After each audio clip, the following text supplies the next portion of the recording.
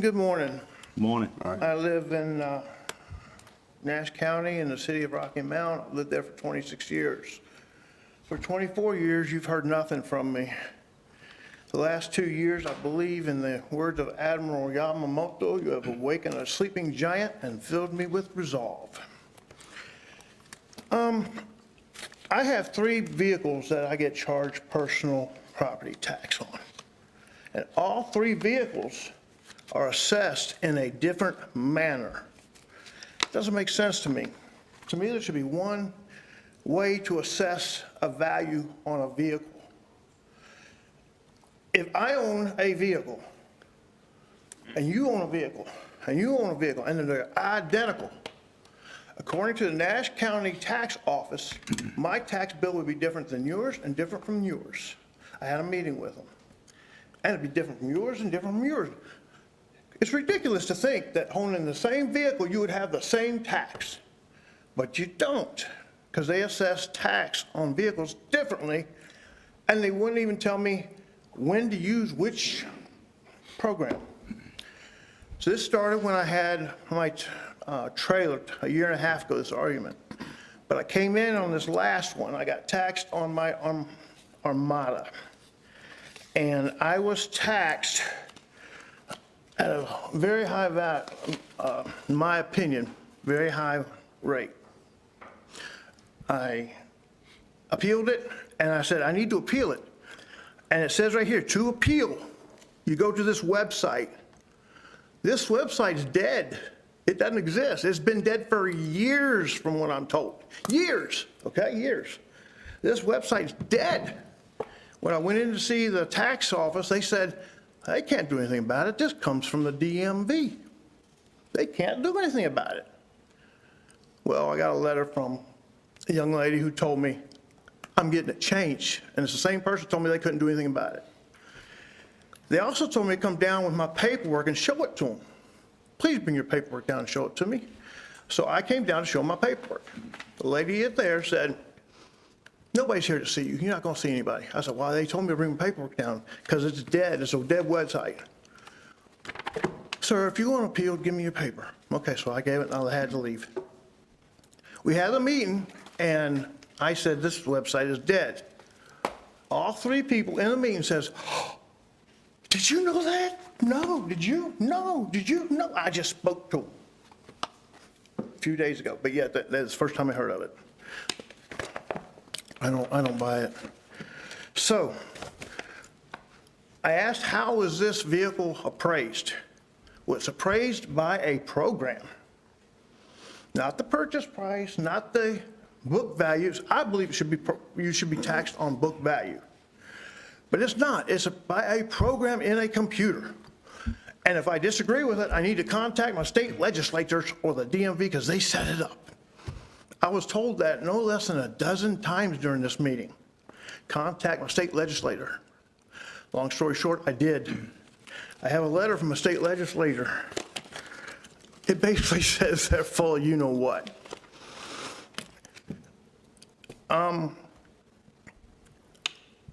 After that, I said, well, let's talk about my trailer. And they said, all right. I said, how was that calculated? Sales price. I said, why would you ever calculate personal property off of sales price? Because sales price is different. There's rebates, there's incentives, there's all this stuff. Sir, you have 1 minute. Okay, well, let me get right down to it. The law says vehicles, North Carolina law, vehicles should be, you should be taxed at the true value. The law goes on to identify the true value as being interpreted, meaning a market value, that is, the price estimated in terms of money at which the property would change hands between a willing financial able buyer and a willing seller. That's the definition of book value, y'all. The third way, I had a car given to us by a family member, and they kept telling me, we do not use book value. We never use book value. We never use book value. So I said, well, how's this one? How's this one? You can't make this up. How is this one taxed? Book value. I said, you just told me 5 minutes ago you don't use book value. Oh, sir, everything has a value. I said, I know that, and that's what I want. Thank you, Mr. Lapser. Appreciate your comments. Do what? That would conclude your comments, sir. Your time is up. Okay, thank you. You'll be contacted by a staff person. Thank you. Thank you very much for your comments. Our next speaker is Yasmin Lapser. Do you have something to add to that? Thank you, sir. I appreciate that. Okay, that concludes our public comments for this morning. As I stated at the beginning of the meeting, we will move to agenda item 5A, call on the manager call on Mike Phillips, the Utilities and Facilities Director, to make the presentation of a new employee. Good morning, Mike. Good morning. Thank you for having me. I am pleased to introduce Alex Fuller as our new Deputy Director of Utilities and Facilities. Alex officially began in this role on June 18th, a couple weeks ago. He is a graduate of East Carolina University with a degree in urban and regional planning with concentrations in coastal and environmental resources. And he is also licensed as a professional land surveyor in North Carolina. Prior to coming to Nash County, Alex served 7 years as the Assistant Public Utilities Director for Franklin County. While there, he helped manage the rapid growth of the water and sewer utilities from 6,000 customers to over 10,000. He managed a $4.3 million water replacement project and also led the effort to establish an enterprise GIS system for the Utilities Department. Alex has also served as the Public Services Director in Selma, North Carolina for more than 5 years, where he directed operations for water, wastewater, solid waste, streets, stormwater drainage, facilities, fleet maintenance, and cemeteries. Before beginning work in local government, Alex also served as a consultant to local governments for 15 years with the Wooten Company. During this time, he administered hazard mitigation buyout projects after Hurricanes Fran and Floyd. He completed land use plans and subdivision regulations and led GIS and mapping services group for the company. So at this time, I'd like to introduce Alex Fuller. Good morning, Alex. Would you like to make some comments? Well, welcome to Nash County, sir. Well, thank you very much. Glad to Good have you morning. on the team. I'm excited to be here. There's a great team of experienced professionals I've already encountered. Mike has introduced me to many projects that have already began or about to begin. We've got a lot of activities going on. And a little bit about me. My wife, Susan, and I have been married 26 years. And she's the licensing supervisor for North Carolina Division of Child Development. Our oldest son is a researcher at the Children's Hospital of Philadelphia. And our younger son's about to begin his freshman year at the University of Central Florida, majoring in computer science. Jonathan and Mike and Stacy have all welcomed me. I've met a lot of employees, been impressed with the organization, been to, I think, maybe all the departments now, almost every building, and I'm just really excited to be here, and thank you again. Yes, sir. Commissioners, any comments?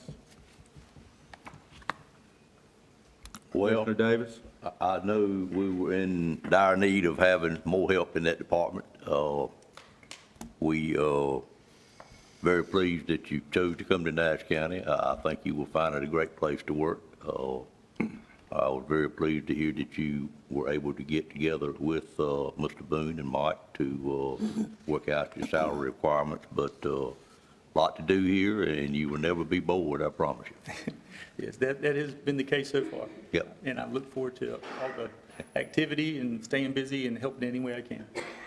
Thank you, sir. Other comments? Well, I'll just say welcome. Commissioner Belfield? It's a welcome to Nash County, and we expect great things. Yes, sir. I'll try to deliver on that. All right. Other comments? Hearing none, welcome again to Nash County. Glad to have you on the team. Thank you very much. Thank you, sir. We'll move now to agenda item number 6.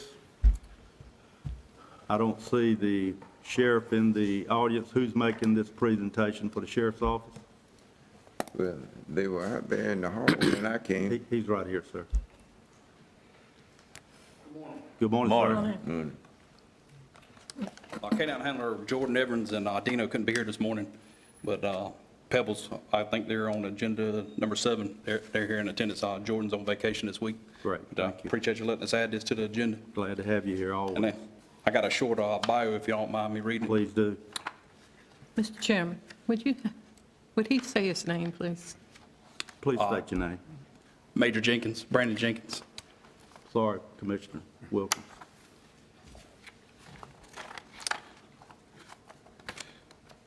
In July 2016, K-9 Dino began working with the Nassau County Sheriff's Office as a single-purpose narcotics detection K-9. K-9 Dino was trained by Southern Police K-9 in Momire, North Carolina, and his first K-9 handler was Deputy Truel. Dino was assigned to the Nassau County Narcotics Division from July 2016 to September 2018. During this time, Dino was utilized in countless times to detect and locate legal narcotics were hidden in structures and vehicles. One of Deputy Truel's most memorable times working with Dino was when he located 10 pounds of crystal methamphetamine hidden in a compartment of a BMW SUV. In September 2018, Dino was reassigned to the Patrol Division, former Sergeant Carter. During this time, Dino served in various assignments from conducting searches of residents, vehicles, and narcotics, tracking suspects and missing persons. Dino was also eager to work no matter what the assignment was. One of the most memorable moments, Dino was the track of a 15-year-old that decided to run away from his parents. One night, Dino was deployed to find and locate the 15-year-old. After about 7 to 8 minutes to the track, Dino located the 15-year-old hiding in the woods. The 15-year-old was returned back to his parents safe and unharmed. In September 2003, K-9 Dino was reassigned to Deputy Jordan Evans, who is currently assigned to the Patrol Division. K-9 Dino continued his various assignments, and while still being 9 years old, has never lost his excitement to come to work. Dino still loves to be around people. K-9 Dino loves to hold hands with people who love to pet him and interacts with the public, and loves to put a show on doing what he does best, finding narcotics, searching for articles, and playing fetch with articles he finds. K-9 Dino has been a hard worker over the last 9 years to serve and has been dedicated to this work, and every handler that has had him. K-9 Dino will live a good life in retirement, including having more toys to play with. Long walks in our country roads, continue to play fetch, and being spoiled. Deputy Jordan wants to thank Nassau County Sheriff's Office and Nassau County for allowing Dino to become part of his family. And the award retired K-9 Dino is his handler, Deputy Jordan Evans, as of July 21st, 2025. Any comments from the board? You've heard the recommendation. Is there a motion? So moved. Moved by, say that again, somebody. So moved. Commissioner Arrington, second. Second by Commissioner Howell. All in favor indicate by saying yes. Yes. Opposed, no. That motion passes. Thank you, Major Jenkins. You going to do the next one, Yes, sir. Go ahead, please. All right. Next one's K-9 Pebbles and handler Sergeant Stan Rick. Y'all want to come up?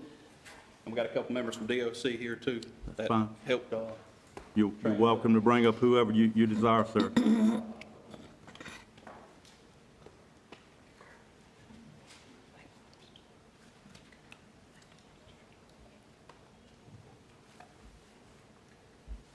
All right. And I got a short bio if y'all don't mind me reading. Please do. Please. All right. K-9 Pebbles is a bloodhound servant with the Nassau County Sheriff's Office, is retiring after 7 years of dedicated service to the community. Born in 2017, K-9 Pebbles joined the Nassau County Sheriff's Office in 2018 at 8 weeks old. Only at 9 weeks old, she began her rigorous training and tracking, where the normal service dog begins their training around 12 to 18 months. K-9 Pebbles' primary trainer was Sergeant Stan Ricks, who was mentioned by the late Wayne King, of known bloodhound trainer and handler with the North Carolina Department of Adult Corrections. Throughout his career, Pebbles has been invisible partner of Sergeant Stan Ricks, assisting in numerous operations, including 25 utilizations in the apprehension of violent fugitives and countless searches for missing persons. During the course of her career, K-9 Pebbles maintained her certification as a tracking dog through the North Carolina Police Dog Association. The last track for K-9 Pebbles was based off conditions given by communications. She was brought into the area and located the subject. K-9 Pebbles was not only demonstrated extremely skill and courage, but has also been a symbol of dedication and loyalty within the department. Beyond duty, K-9 Pebbles was many lives in the community, events, school demonstrations, and public safety outreach programs, fostering a strong bond between law enforcement and the public. As she enters our retirement, K-9 Pebbles will enjoy a well-deserved life of relaxation and play, continuing to be a beloved companion to Sergeant Ricks and his family. Award retired K-9 Pebbles to Handler Sergeant Stan Ricks, effective July 1, 2025. Thank you, Major Jenkins. Any comments from the board? You want to say it? Yeah. Any comments from you, Stan? Yes, sir. Thank y'all very much for the opportunity to actually be a handler. The support that the county has given me and her has been great. Just want to identify the folks that have come up with me. My wife, Amy, my son, Logan, Jason Holliday from DOC, and Eric Sutherland from DOC. Eric and Jason were instrumental with Wayne, with training myself and Pebbles. If it wasn't for them, she would not be the animal she turned out to be today. Logan, my son, was the one that played with her at 9 weeks old, right after I got her, to start the tracking. It started off as a game, but the distance increased as they played, and it wasn't long before a 9-week-old bloodhound was tracking through the woods up in Avonton. Just again, thank y'all for the opportunity, and I just don't know how special this little one is to me. Well, we appreciate you, Officer Ricks. You guys hang around just 1 minute. Did anyone have any comments? Yeah. Commissioner Arrington? Congratulations, Pebbles and Dino. But Pebbles, I know, is y'all getting a great family member. I love dogs, and you can't beat that great friendship that I know you all have with Pebbles. Congratulations. Thanks, sir. Other comments? Commissioner Belfield? Well, I just have a question. When you retire K-9, is it because of age or they lose their effectiveness in what they've been trained to do? Actually, K-9 Pebbles is not being retired for medical reasons or age or anything of that nature. I'm getting ready to retire myself. I'm leaving out into this month. And with not being her handler for over 6.5, 7 years, it was the sheriff's office to show respect and with gratitude to them that they said we're going to go ahead and retire her. I'll give you a history of Pebbles. Pebbles was free to the county. We did not pay the $15,000, $20,000 that we normally do for a trained canine. She was donated from North Forks Kennels out of Virginia. So the only thing it cost for her was the tank of gas to go pick her up. Now, the medical equipment and stuff like that was just a general cost. But this little girl's been right there with me the whole time, and I'm grateful that the sheriff's office decided to retire her with me because she's still spunky and ready to go, and we could go run a track today and we're going to succeed in it. Other comments? All right, you've heard the recommendation. Is there a motion? So moved. Motion by Commissioner Howell, second by Commissioner Wilkins. All in favor indicate by saying yes. Yes. Yes. Opposed, no. That motion passes. Would you guys like to turn around and kind of get situated there and get a good picture?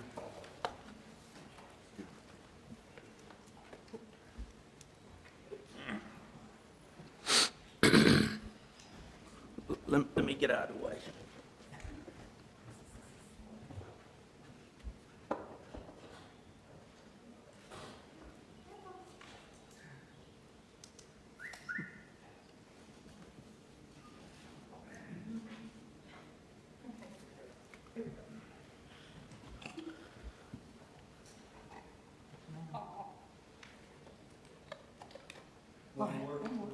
Thank you. Congratulations on your retirement.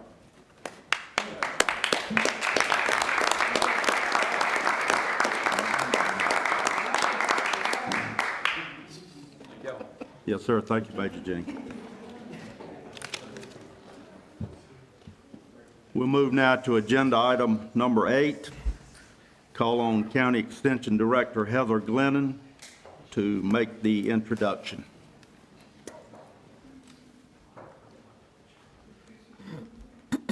Good morning, Ms. Glennon. Good morning. Good morning. Today, I would like to introduce one of our exceptional Nash County 4-H members, Taryn Reams. She has been chosen to represent Nash County at the Youth Voice event, and she is here to explain a little bit about her 4-H experience and then request a photo with the board. Thank you. Good morning. Good morning. Good morning, everyone. My name is Taryn Reams. I'm 17 years old, and I'll be a senior at Southern Nash High School in the fall. And I'm so excited to be here today to talk to you all about this event that I'm going to and my 4-H experiences. I am the Nash County representative for the Youth Voice of the North Carolina Association of County Commissioners for their annual meeting. I'll be learning a better understanding of what county government does, and I'll be able to connect and network with youth and county officials from all over the state. I hope this event will help me build my leadership skills. I'm so thankful to be a part of something like 4-H, with having over 220 4-H club members spread out through all the amazing clubs we have to offer, 40 active volunteers, and 15 fun camps planned for throughout the summer. I'm so grateful to say that I have been involved in this program since I was 5 years old. I got started in 4-H just before I became a Clover Bud, and 4-H has helped me so much in shaping me into the young lady I am today. I'm in the Teen Clovers and Quad Pods Club, and I have taken part in other clubs throughout my years in 4-H. With being involved in these clubs and this program alone, it has taught me responsibility, leadership, teamwork, and critical thinking skills. When a lot of people hear 4-H, they think, oh, it's all about animals, and I don't know anything about that, but that's definitely not the case with 4-H. 4-H offers so many different opportunities and clubs such as cooking, electrical clubs, sewing clubs, and of course, livestock and small animals, and so many different things along with community service. 4-H is honestly one of the best things I could be involved in, and it's something I think everyone should have the chance to be a part of. It teaches you a lot and helps you so much with different skills you will need in the real world. As my time as a youth 4-H'er will be coming to a close here shortly, I'm so truly thankful for all it has taught me. I'm hoping to apply to NC State University, and if I'm blessed to be accepted, I hope to pursue my bachelor's in poultry science and eventually apply to vet school. And I have to say, without 4-H, I would not be where I am today. Thank you, everyone, for your time and listening, and thank you all for your support for the 4-H. Hang around a minute now. You're obviously very comfortable speaking before a crowd. I was going to tell you to relax, but you don't need that. Any comments from the board? Mr. Chairman, Commissioner Wilkins? I just want to say thank you for representing, and you are very well spoken. And as the young folks say, and I used to say, you got it going on. So Thank you. good to have you. Thank you so much. Other comments? Mr. Chairman. Leggett? Yeah, she Hold on, will. Ms. Belfield. Got Commissioner Leggett. I'll come right back to you. Taryn, thank you for being here. I look forward to seeing you at the conference, and you did well today. Yes, sir. Thank you. Commissioner Belfield? Yeah, we look forward to seeing you at the conference, and I'm sure you're going to learn quite a bit about local government and may take an interest in it. Commissioner Davis? Oh, I'd just like to say, one of the first things I heard you say was 4-H helped build your leadership skills. I'm sure there's always room for improvement, but Yes, I sir. just want to tell you, you got a great head start. Thank you so much. Other comments? Congratulations on your many Very good. accomplishments and the accomplishments that you will do in the future. Thank you so much. Other comments? Commissioner Howell? Yes, I'd just like to thank the volunteers and the county staff for their involvement with the 4-H program. This program doesn't get a lot of attention, but it has a huge impact on our youth. And as she's mentioned here today, it guides them and keeps them out of trouble and gives them a head start on the path of a career for their future and really gives them a benefit. So I just want to thank the staff and the volunteers that help this program and keep the good work going. Thank you. I thank everyone. Commissioner Davis? One more thing for 4-H, it's got to be a great program, because this morning I have a wife that doesn't get up early at all. Normally she wouldn't even be up now, but at 7 o'clock she was loading her car with all her sewing stuff to go help teach a sewing class at 4-H this morning. So it must be a pretty impressive organization to get her to do that. Any other comments? Well, I'll make brief comments. Congratulations, Taryn. I know you'll be a positive, strong voice at the conference, Commissioners Conference. Thank you so much. We look forward to seeing you there, those of us that are able to go. Could you come up now? We're going Yes, to sir. take a picture up here with you. Commissioners, we're going to kind of line up here in front of the emblem. Karen right in the middle. Karen, you right in the middle here. We can seat her, that's fine. You want to be seated? Sure. Okay, sit right there. I'd be glad to turn that chair over to you, Karen. You'll be there one day. All right, everybody get in here and you tell us when we're right.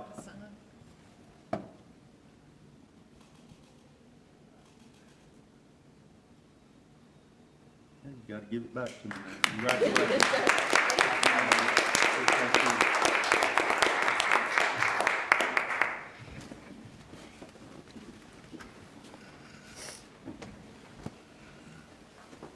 That's what your future looks like. Pretty good look. All right, we'll move now to agenda item number 9. Call on Andy Haig, our Economic Development Director, to present the request.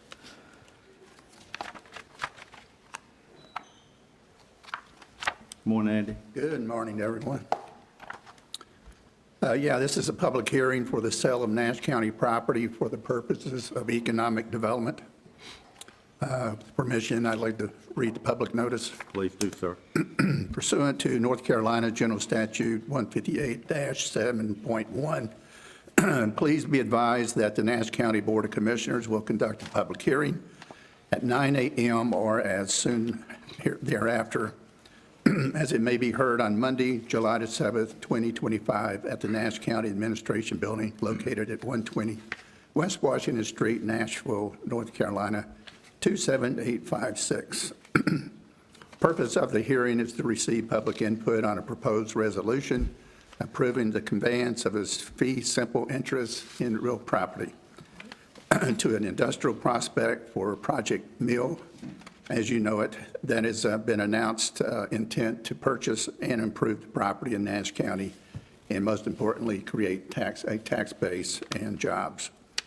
The property consists of the Nashville Business Center shell building, which is comprised of 40,000 square feet and 5 acres, more or less, situated in the Nashville Business Center on Industry Road in Nashville, North Carolina, and being described as portions of a recombination plat and subdivision plat recorded in map book 45, page 108, the Nash County Registry. The proposed consideration will be for a total of $2,350,000 for the real estate. The intent of the sale is to enhance the county's tax base, future job creation, and economic development growth.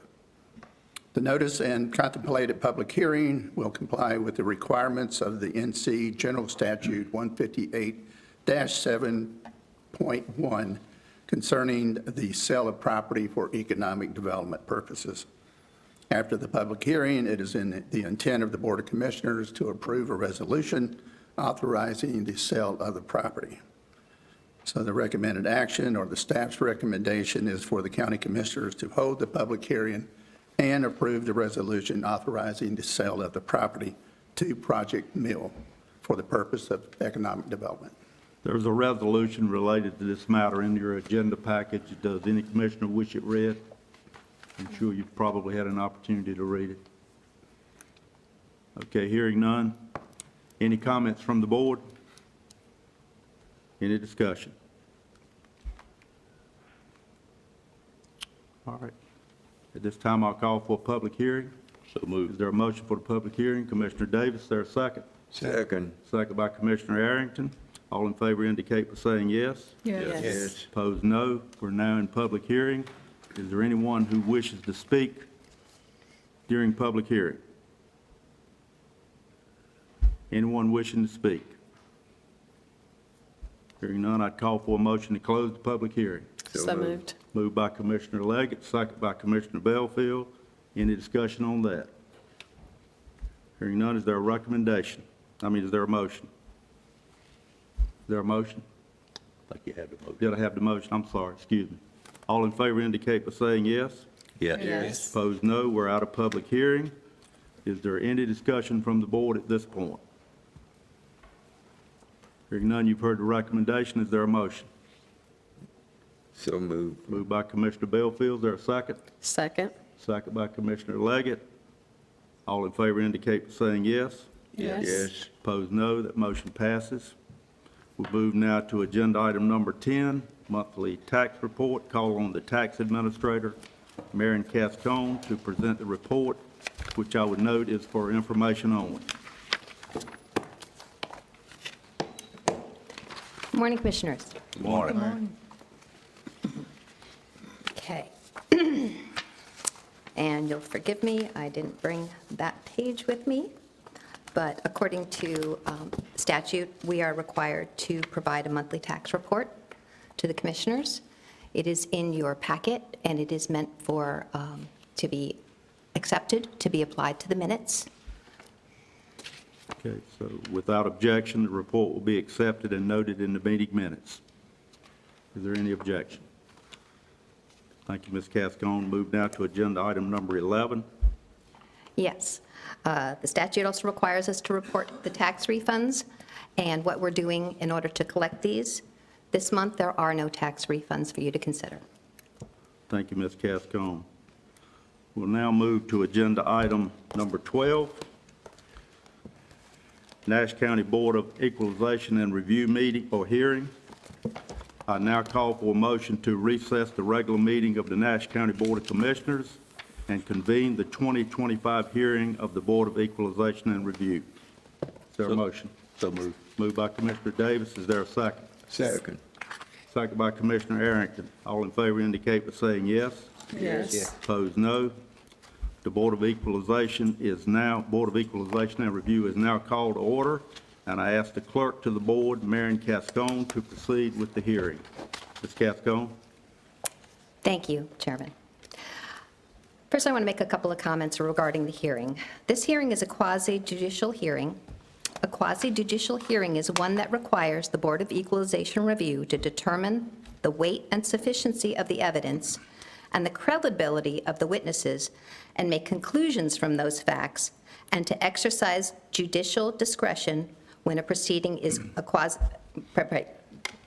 quasi-judicial. When a proceeding is quasi-judicial, constitutional due process concerns require minimal fair trial standards. These requirements include the right of parties to offer evidence and cross-examine witnesses.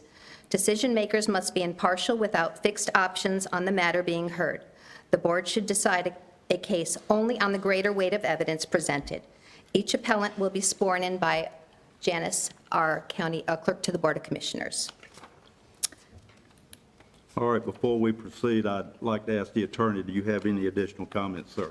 I just would like to add that, as Ms. Cascone said, the requirements for the fair trial standards do include the right of the parties to offer evidence and cross-examine adverse witnesses, impartial decision-makers who are the board without fixed opinions on the matter being heard, and there shall be no undisclosed ex parte communications, which means communications between a member of the board and a taxpayer, and with the decision-makers, and no close family or business relationships between the decision-makers and the parties involved in the matter. So I would ask if any of the commissioners have had a communication with the taxpayer, they just disclose that communication, just that they have had the communication. And if there's any reason that they believe that they would not be able to make an unbiased decision, then they would recuse themselves. Thank you, Mr. Attorney. I would reiterate, as Ms. Cascone said, that all appellants and witnesses will be sworn in by the clerk to the board, Janice Evans. Ms. Cascone, if you would call the first appellant to come forward. Thank you, Chairman. We call bottling plant, Mr. Robert Hothan. What's The bottling that? plant.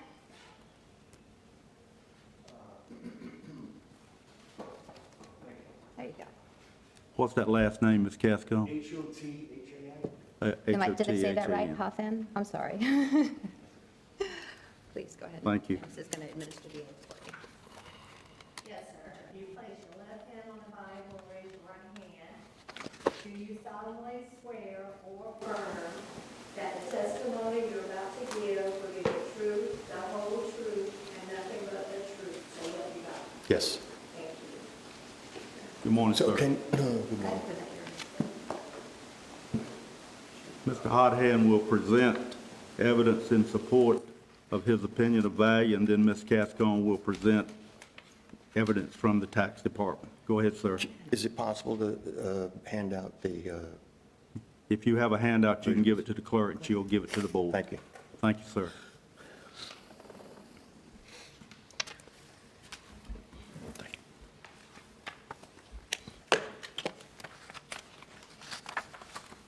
Thank you.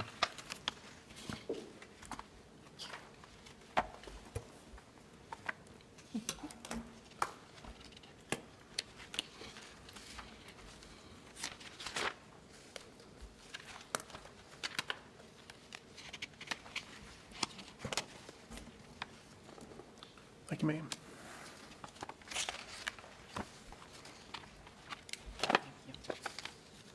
so, Go ahead, sir. so if we flip to the second page, that's a photograph of the subject property, which is the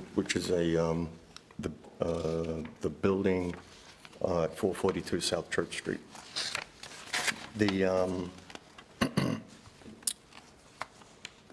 I did a rudimentary comparative analysis of surrounding properties. And if you flip the page again, you'll see 502 South Church Street, which is about 220 feet from my building. And that's a photograph of it, if you flip the page again. We should be on this page now. We got you. If you notice, this building is, believe it or not, it is occupied, and it's rented as a warehouse. And you see that it's, the square footage is almost, actually, it's larger than the subject property. The square footage is larger than the subject property.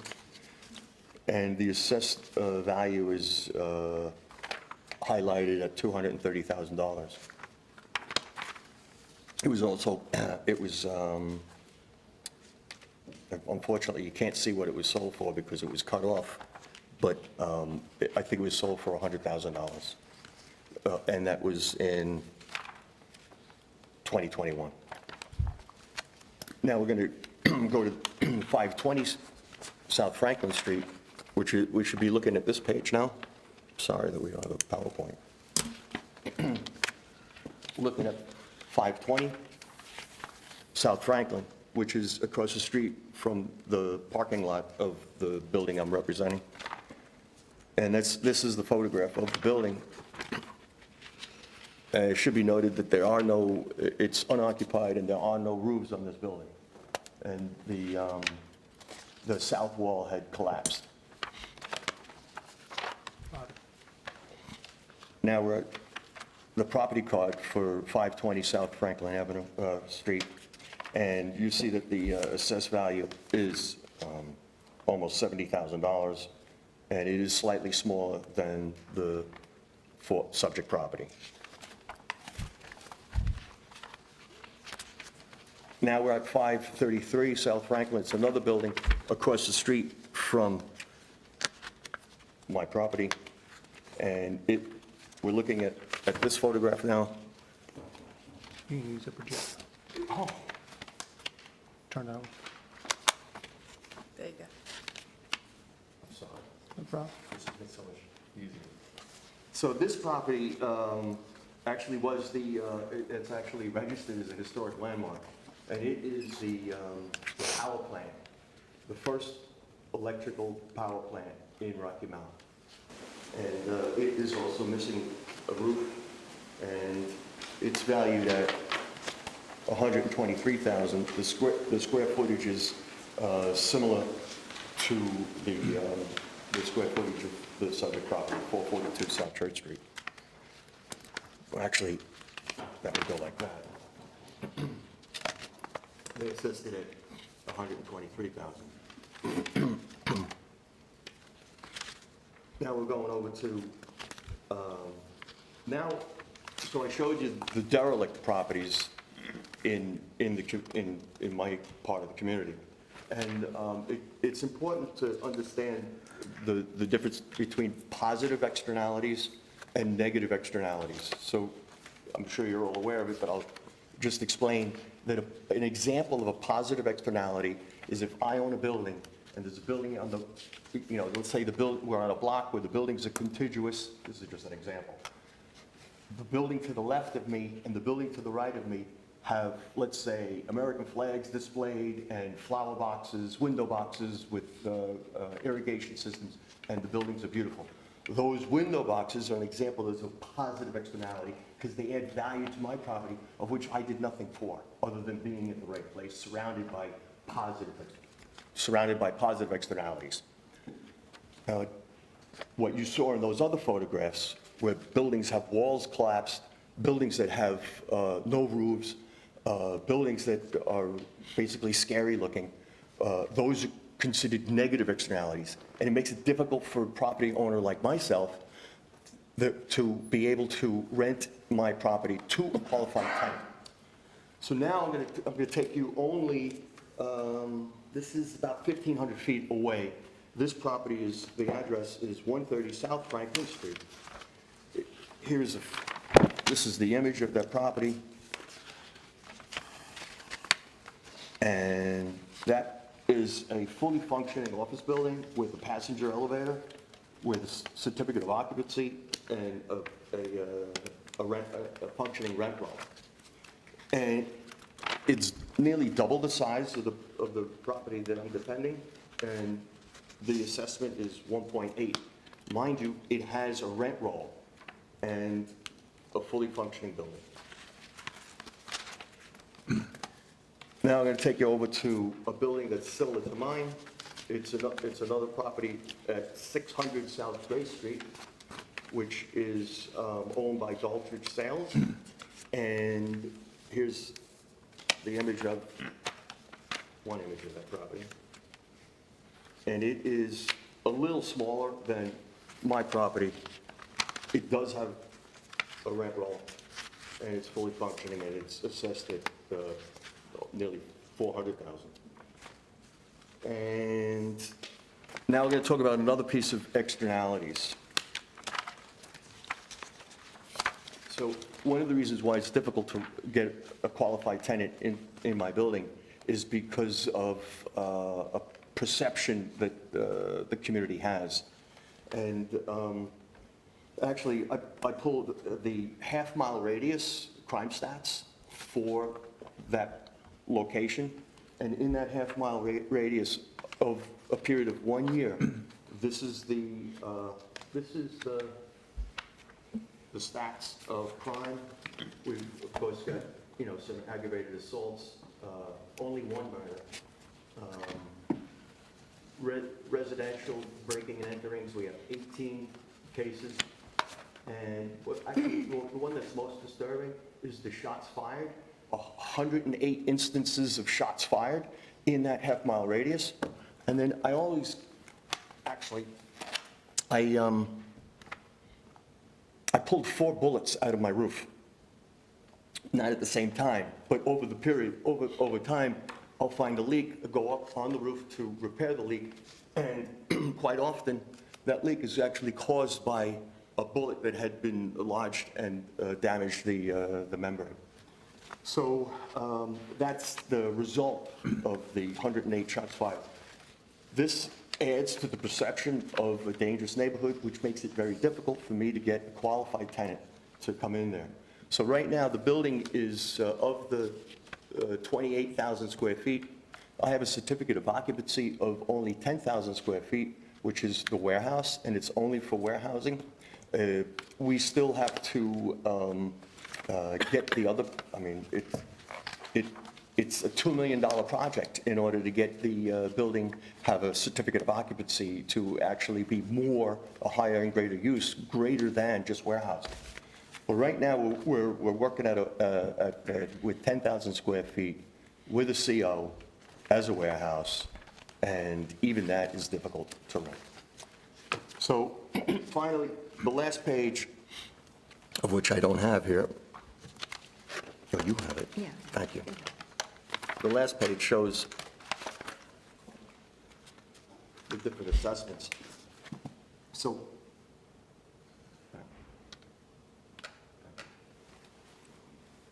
of course, The subject property is at 442, that's here.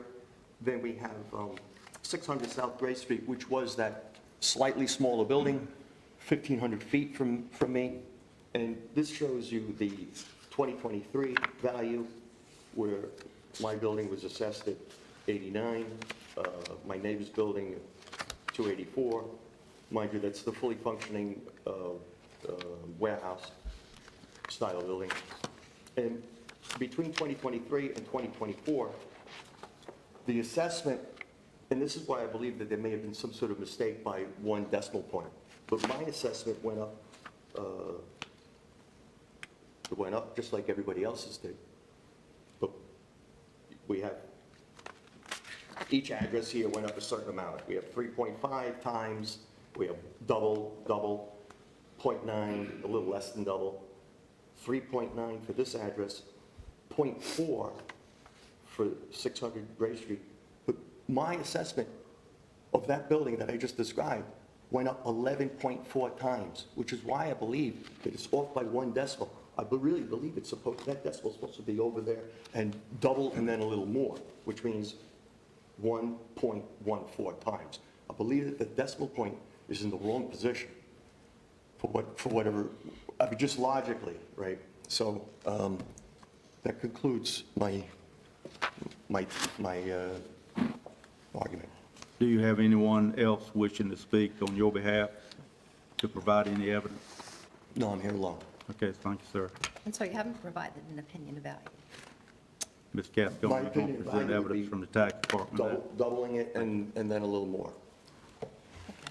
So, Thank you, sir. thank you. This is yours. This is one. Thank you for your help. Ms. Cascone? Thank you. The subject is a 1.23-acre commercial parcel. The building was built around 1918, and it's the old Coca-Cola plant, for those of you who remember. The building consists of 4 sections.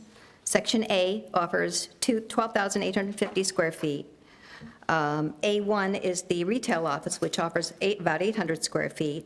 Building B offers 5,000 square feet, and Building C offers 10,000 square feet.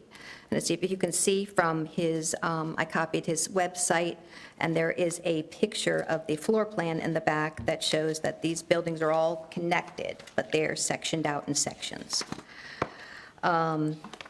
There's a chain link fence and concrete paving, and the subject is contiguous to the Rocky Mount YMCA, which means it's just right next door.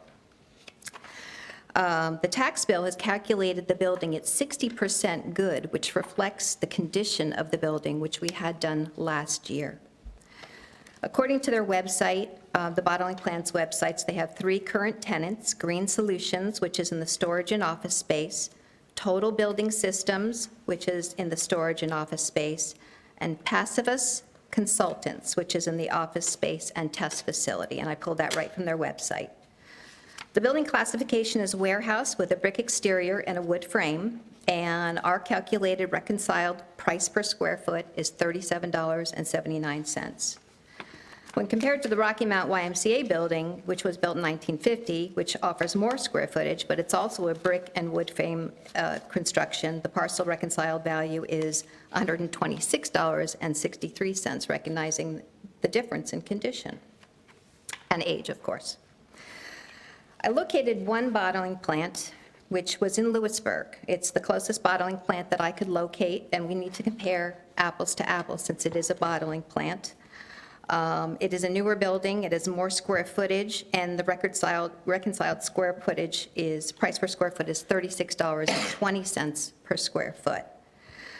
So the tax department, in lieu of having any other support, believes that we are appropriately adjusted for the condition, and the taxable value is well supported by our support, our documentation. Thank you, Ms. Cascone. Are there questions of the appellant or Ms. Cascone? Commissioner Davis? It seems like there's a difference between your description of what's been used or what currently is rented out and the part that the gentleman stated had COs to be able to be used. Yes, sir, I was concerned about that as well, but I put that, like I said, right from his website. If you look at the website, that's where I found his current tenants, right here. Well, of course, we know that that has a significant, Pardon? we know that that's going to have a significant input on what the building's worth, if it's runnable or if it has a CO or not. So what is the true facts on that particular question that I'm asking? Well, I do have, if you look through this packet, in 2007, Mr. Hawthorne pulled a permit to repair the roof. I received the information from the Rocky Mount building permit, and it is on, let's see, where is it here? Oh, it's the second page and third page. So you can see, well, the second page is the subject property tax card. The third page is the actual permit that was pulled. And then on the fifth page, you'll see the comment from Kristen Barr, who is the Rocky Mount inspector. She attached a copy of the field sheet for the building for the permit. It was a partial pass per the notes on the field sheet, and there was not a final inspection requested to be performed. And the permit has now expired. So that's all the information I was provided with the condition, and I certainly wasn't provided with an operating income statement, so I could develop a cap rate and a value from that. You were not provided with no, an sir. income statement? Okay. No, sir.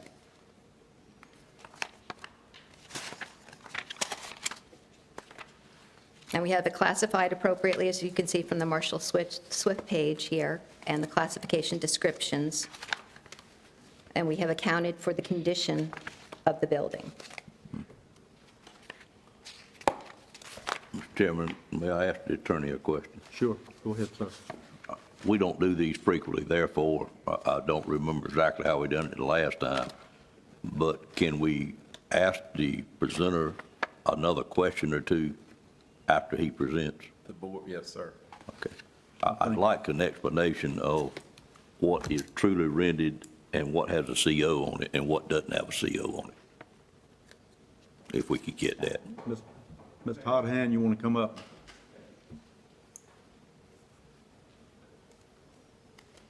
And you had indicated there was one section that had a CO, the rest of it did not, including the office space, which it sounded like she was indicating it was being utilized. There is a 750 square foot office space. I occupy the office as the 3 tenants that were listed on the website. In order for me to try to rent this building, I can't say on my website, totally vacant, nobody's there, we're looking for business, please come and visit us. Can't do that. What I had to do was make sure that Hawthorne Inc., well, though Hawthorne Inc. wasn't one of the tenants, but Total Building Systems is a North Carolina corporation that I own, so Total Building Systems is a tenant. There's Green Building Solutions, which is also part of Passive House. I'm a Passive House consultant. I studied in Austria. I build energy-efficient buildings. Those are the tenants in that building, as per the website. I had to do it. Okay, I understand what you're doing. So how much of the building is currently occupied? The 10,000 feet you stated previously? As far as having a valid certificate of occupancy, 10,000 square feet of that building has it, of the almost 30,000. But it's also important to understand that the use of that CO is really the lowest use, which is storage, warehouse. It's not, and actually, I am in the process right now of architectural design to enhance that section of the building, because I have a CO. So I'm targeting that 10,000 square foot part of the building to become a makerspace. And in order to do that, it takes a sizable investment to turn that into a makerspace. And makerspace is where a collaborative artist could come and create their things. It would have a welding component, it would have a ceramics component, it would have a painting component. In order for me to do that, I have to make a sizable investment and find financing options, of which are very difficult in that part of town. So in order for me to do, having this 11.4 time tax burden doesn't really help me at all to change the use to a higher and better value. It actually hurts me significantly. So is it safe to say, you're saying 10,000 square feet you have a CO on? I have 10, yes. Is it only 10,000 square feet of the building being utilized? Of 2,000 square, yeah, Only basically. 10,000?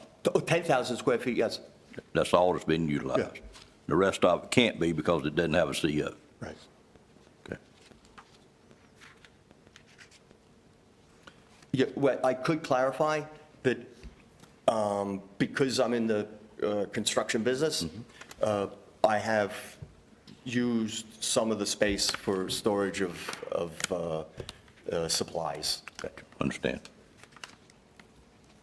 Then we still need like Yeah, your opinion. other questions? We still need your One opinion more. of value, too. What's your opinion of value, so the commissioners can make a decision? I was offered $450,000 for it, and that was a verbal offer. I think Commissioner Davis has another question. Well, that was where you may have just answered my question. What is the value that he has given you that he thinks it's worth? Well, he didn't provide us with a value initially at all. Just hearing about this $450,000 now. We have the building at $1,111,960. Matt, we had made him an offer of $919,960, I think it was. Could you repeat that He again? turned down. We made him an offer of $919,000, I think it was $960, which he turned down. And decided to come to the Board of Commissioners. If somebody were to actually write me a check at that number, you'd see the happiest man in the world. I do want to note that he did purchase this property in 2006 for $150,000. Commissioner Davis, you have other questions? I'm still looking to value that, sir, that you think it's worth. I'm not a certified appraiser, nor do I really have much experience in appraising properties. However, But you're in construction, right? Yeah. And you have to provide us with a value in order for the commissions to make a decision. How do you know our value is wrong if you don't have an opinion of value? I'd like to ask him the question. You know, we got to make a ruling on your value or the county's value, so what is your value that you're asking for? I would say about $450,000. And did you say you had an offer for that? Yeah. Okay. Thank you, Mr. Chairman. Thank you. But you turned that Mr. offer Davis. down. All the comments, Commissioner Howell? Go ahead, Commissioner Leggett, he deferred to you for now. Okay, my question is, the name of the building is the bottling plant. That is just in name only, correct? There's no functionality, it's a bottling plant. Yes, the reason why it's called the bottling plant is to pay homage to the original purpose of the building. It was the Coca-Cola bottling plant, which I think is important to embrace the history in order, as far as marketing, I think that would help. Okay, thank you. And then my question is for Ms. Cascone. There was a comparison in Franklin County to Bobby's Bottling. Right. Is that an active bottling plant? Yes, it is, ma'am. Yes, it is. Okay, But it's quite a bit larger. okay, thank you. And younger in age as far as the building goes. I'm just trying to figure out Yeah. the comparison, if one's an active bottling plant and then others inactive, trying to figure that out. And I was comparing the same building warehouse structure, brick outside, wood frame inside, Okay, trying to do apples to apples. It was hard to Right. find anything comparable. thank you. May I add, Commissioner Howell? may I add a comment? Go ahead. The goal is to revitalize this project. And once it gets revitalized, when I find the financing, then you're welcome to the increases that it would generate. But right now, it's negative cash flow. And that would, I can submit my past year's tax returns for North Carolina because it shows that everything is negative, but there's no rental income. Commissioner Howell? Yes, sir. The information that you put on the back page, have we verified, and I'm not questioning, just saying, have we verified this is all interpreted and we're correct on this as far as what he's put on there? Not down to the penny, but is that information correct, basically? The last page. Yes, sir. With the highlight on the two yellow, that would be the comparison of increase of my neighbors versus the comparison of increase by me.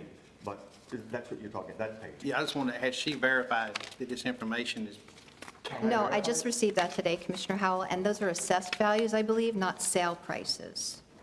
And these assessed values are coming from the same documentation the rest of the presentation's coming from? That didn't come from me. Where did the That came presentation, from where did you pull these Mr. assessed Hoffman. values? I went into the property cards online. Okay, But we don't know anything about these buildings at all, okay. so. And then the appraised value in 2023, Sorry. it's okay. All right. In 2023, you have the appraised value on here at 89,530, but I don't see, you've got your comparisons, but you don't show your property's assessed value in 2023 on here. So where did that value come from?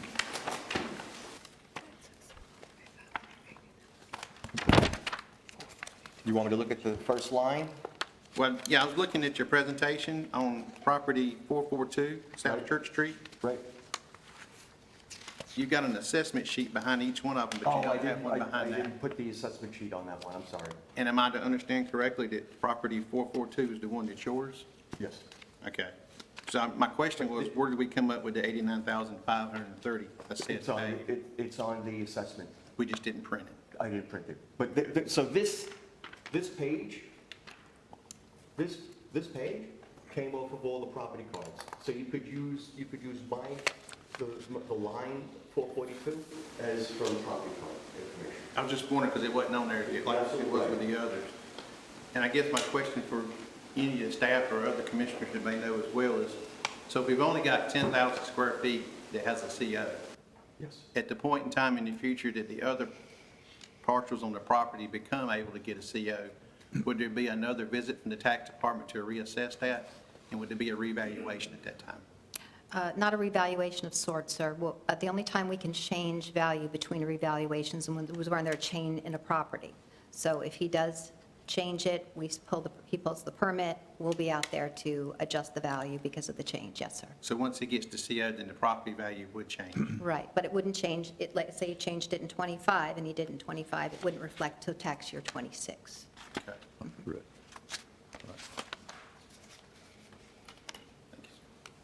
Commissioner Davis? The biggest issue I have in looking at what's presented is when I look at 130 South Franklin Street and the value we have on it, which we all know what that building is, and then look at this gentleman's building and what the value is there, there's something that's been looked at different because you got a completed office building, totally utilized, mostly rented, that you got valued at 1.8 million. But then I see his building and the description we're getting valued at 1.111 million. Can you help me understand why the large discrepancy there? Are you talking about the parcel in Franklin County? No, I'm talking about 130 South Franklin Street, which is the, well, I won't call out the owner, but I go in that building many times in a month period. Right, it's assessed at 1.871. Because 1.83, I don't know what the square footage is. It looks like there's square footage over here. When you divide it out, you've got his building and this building assessed almost identical in square footage. I think your square footage you got is 57,500 square feet. He has 29,000. I know, but you look at it from a square foot standpoint, it's almost the same. And yet, to me, there's no comparison between the condition of those two buildings. Well, it could be the zoning too, because it's zoned as office as an institutional, not warehouse. Well, that would be work against you, not for you. Yeah.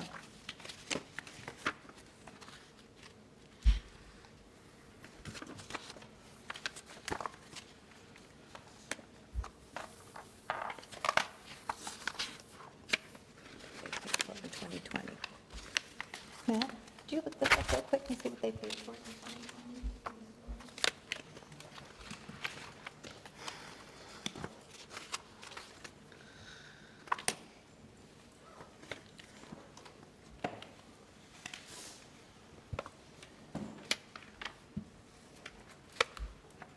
Oh, we're looking to see exact value. They purchased it in 2020. I'm interested in seeing what they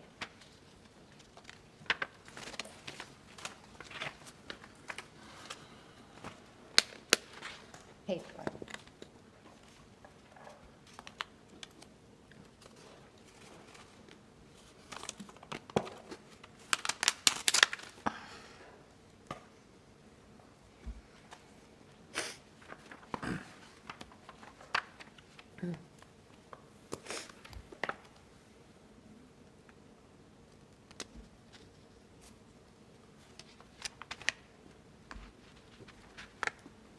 Mr. Chairman.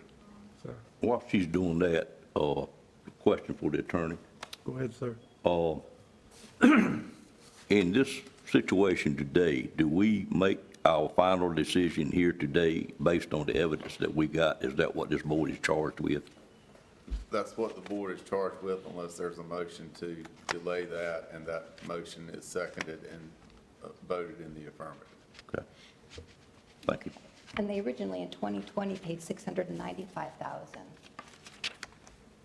for this particular parcel right here, 130 South Franklin. Hey, I was aware of what was paid for it. And- Okay. And I didn't have the opportunity to review these before we came here today, so I'm sorry for not being more prepared because they weren't provided to me. Understand. Thank you. Other questions or comments? Commissioner Howell? So if the rest of the property doesn't have a CO on it, can we, and this is a question for staff, I guess, can we not reassess this and just charge the tax value set at what does have a CO? And then once a permit's pulled and the rest of the property has a CO, then the tax department will reassess that and the tax value will change. I know there'll be a difference there between that period of year, but we don't know when that process is going to take place neither. So it'd be unjust, I think, to charge for something, because it cannot be used legally. Is that correct, without a CO? Go ahead, Commissioner Davis. That is correct, and I don't think we can assess it based on that. We can certainly take the statement that you just made under consideration in setting the value for that property. Exactly, because if you look at the properties that he provided that are falling down, they still have value. There's still value, even if it's not in use. And, I mean, I hate to say it, but he purchased the property, he knew where it was initially. You know, that old buyer beware adage.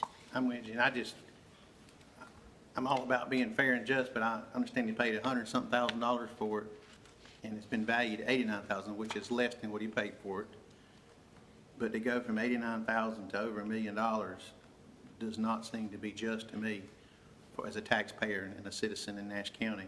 And I think if he's got a CO for the $10,000, and I think you said the rate you were basing on per square foot is $37. Was that the value? 37 and some change, yes, sir.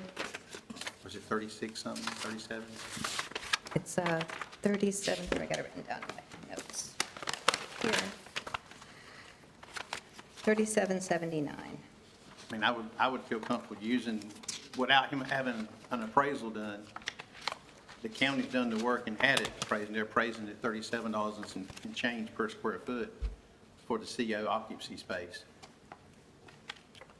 And if there needs to be anything extra for the other part of the building that's not usable, then we could add from there, but I don't think it would reach to $1 million.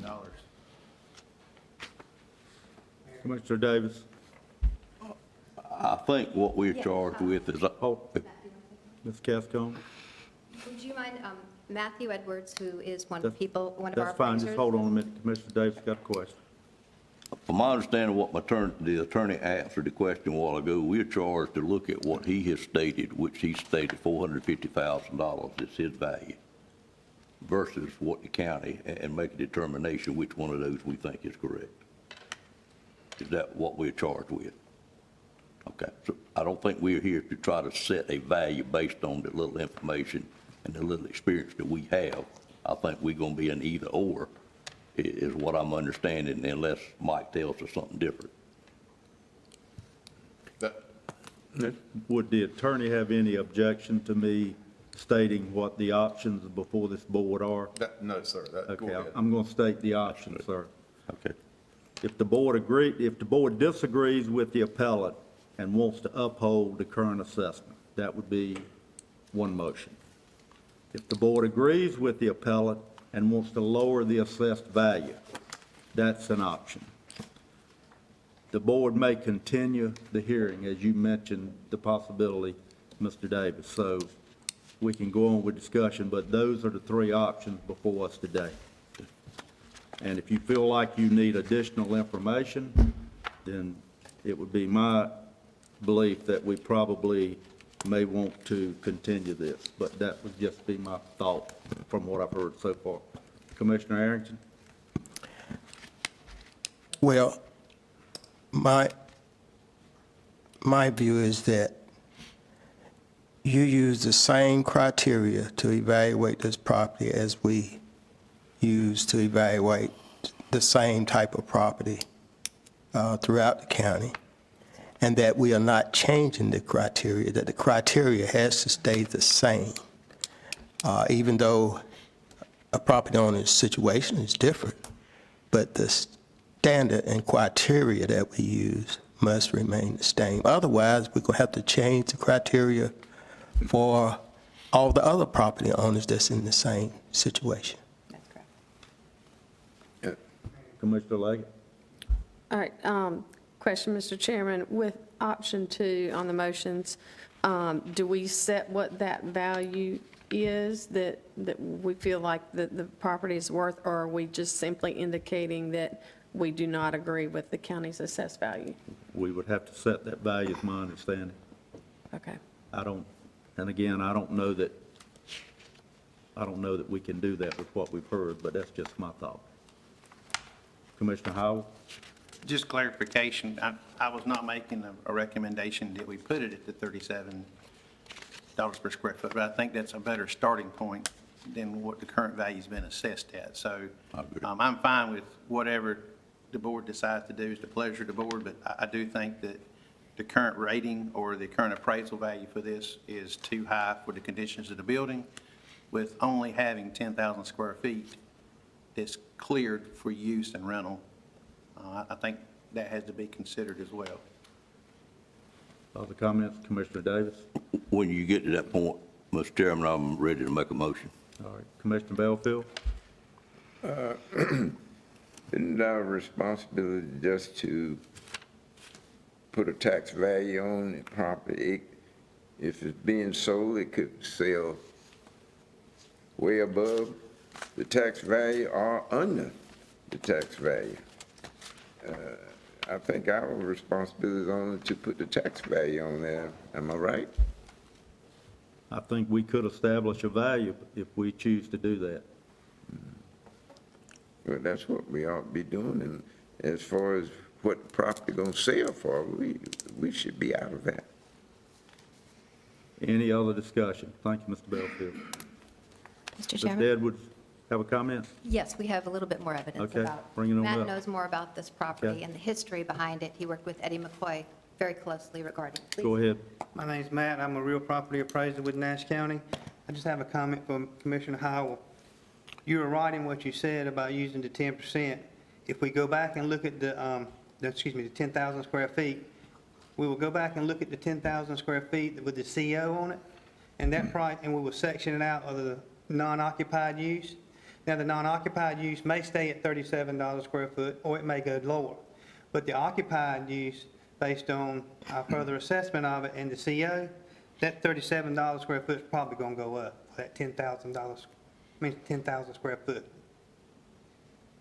We will separate it out and take that CO into consideration, but it will not stay at probably the $37 square foot for that 10,000 square feet. Thank you, sir. Thank you, Matt. Is there any more discussion before we call for the motion? Commissioner Leggett? I just feel like we would need some additional information in order to place a value on this property. Just for example, what empty, unusable space is valued at versus like an active bottling company, which this is not. I think we would need additional information. If there's no other comments, I would call on Commissioner Davis. I think you said you had a motion, sir? I'm willing to make a motion, and looking at everything that was Is presented everybody to, ready for a motion?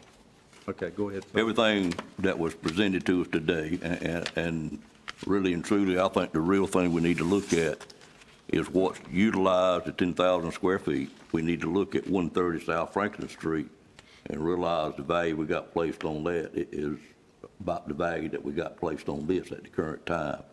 I think the gentleman stating that he thinks his property is valued at $450,000 is pretty close to what it's really worth, and I'm willing to make a motion to rule in favor of the gentleman at his appraised value of $450,000 for the current time until such time as the building is made more usable with more square footage.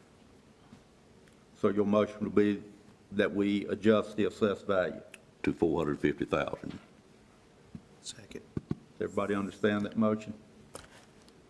I Any understand further that discussion? motion. Commissioner Arrington? Well, I guess I have unreadiness about the property owner really didn't know what his assessed value. He just guessed that it would be $450,000. And Mr. Chairman, point of order. Excuse me. Point of order. Go ahead. You have to get a second, I believe, before we go back into discussion. Commissioner Howell, Commissioner second. Howell did second the Oh, motion. I didn't hear you recognize him. That's so- okay. Okay.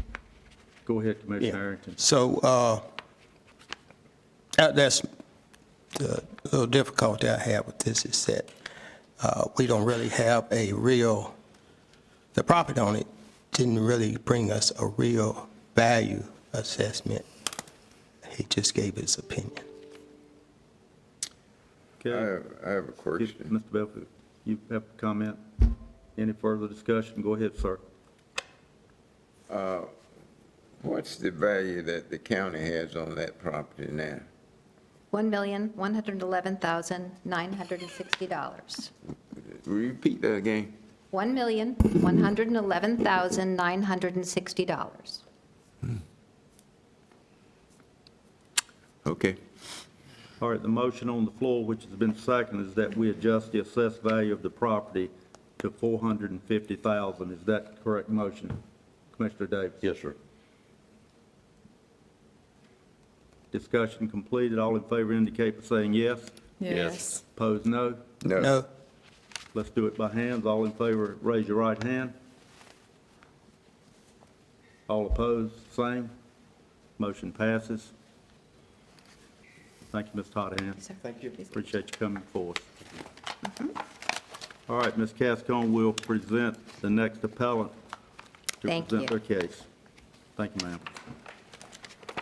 Okay, our second appellants are William and Kathy Hendricks.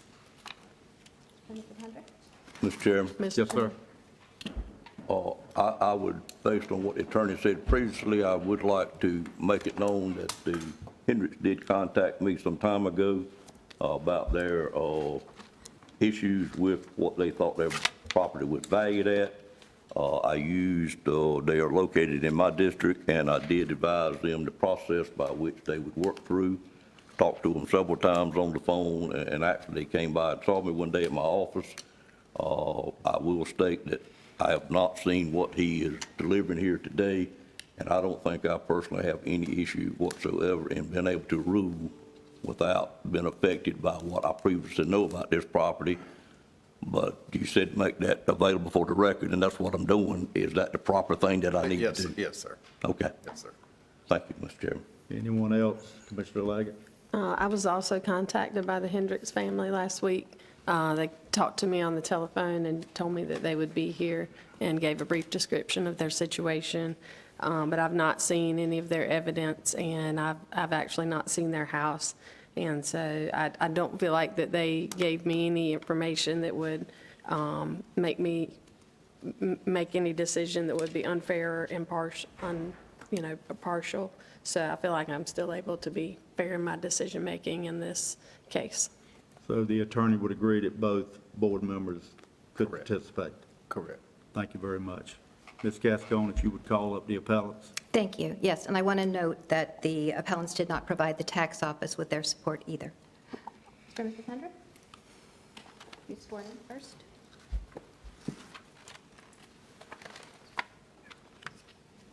Sir, if you would just state your name for the record. My name is William Hendricks. Thank you, sir. Sir, you're going to be sworn in. You're going to be sworn in. Yes, sir. You place your right hand, your left hand on the Bible and raise your right hand. Do you solemnly swear or affirm that the testimony you're about to give will be the truth, the whole truth, and nothing but the truth, so help you God? Yes, ma'am. Go ahead, Mr. Hendricks, and present I your have some evidence. documents I'd like to distribute to the board here. Clerk will take them, sir, and she'll distribute for you.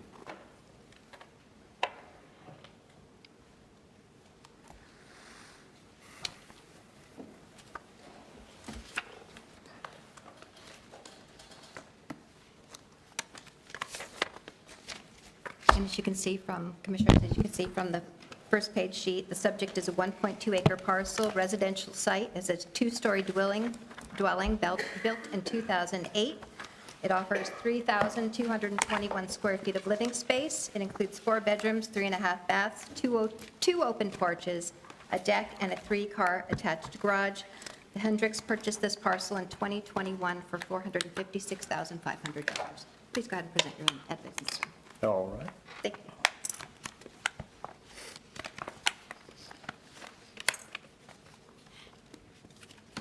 Has everybody got their copy? Yes, sir. Sure. So I'm assuming here I can put this and kind of project it up. We're going to take a look at this, really try to make it simple as possible.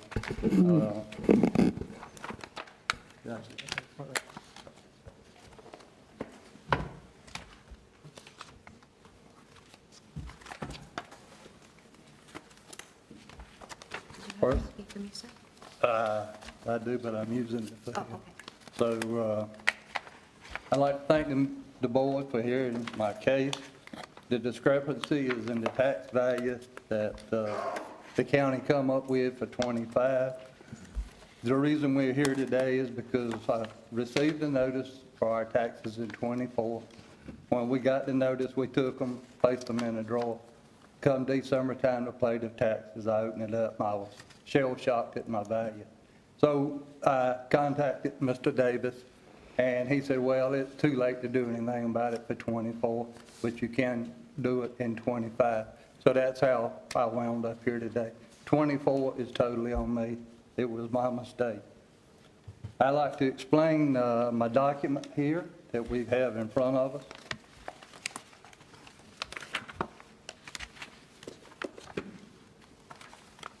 So I was told by the tax office that I needed to provide sales. And so I went out and I had a local real estate agent to provide me some sales in '23 that were properties very comparable to what we had. I also went on my own search and went through numerous houses in Nash County in desirable neighborhoods that I felt like would be compatible to our home. And so what I come up with was 6 properties. And those 6 properties, I'll give you a brief description. And in your packet, you'll have a picture of each property and the Nash County tax card for each one of those properties is evident, including mine. So what I come up with is 2 properties, Tay River and 2945 Chimney Hill Trail, They are located in the Belmont Lake Reserve, which is a 1,400-acre neighborhood beautifully adorned with timber and on the golf course. I have another property located in Nob Hill, is 2140 Jolene Drive. This neighborhood is conveniently located near amenities, friendly atmosphere, beautiful landscape lawn, and most of the homes are all brick. A very charming neighborhood and is well regarded as a nice neighborhood in Nash County. I have another property which is in Goose Creek, 209 Ashmore Lane. This is a popular area and tranquil and quiet neighborhood. Homes are all brick, beautifully maintained, and so convenient to all the amenities. And I have another property, which is Grove Lane, is located in Grove Lane. This area hosts some of the largest homes in Nash County and is nestled on approximately 5 acre or more lots. It's a prime neighborhood sought out by many professionals and has stunning homes and landscapes very charming and desirable to live in. And then I have another property which is on 5823 Bend River Road near the Tar River Reservoir, where you can go boating, fishing, and other water activities. Beautiful home located close to I-95. And it's approximately halfway between Rocky Mount and Wilson. So there are the properties that I have chosen to present to the panel. So if we'll go to now what I try to do is color code it. So the properties we're going to look at today are in the green bar. And I'll go over each one. I was told I had to have sales. So the first thing I did, as I looked at all the properties, if it was not sold in 23, I rejected it. So I wound up, we'll go through the first one, which is 5823 Bend River Road. Sale date is 10/20/23. Selling price of $557,000. It has 3,526 square feet, which is 305 feet larger than my home.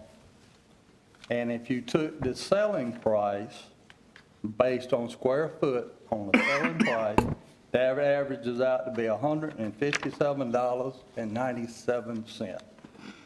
If you take the tax value that the county has assessed it for, that is $145.87 per square foot, based on actual 25 tax value.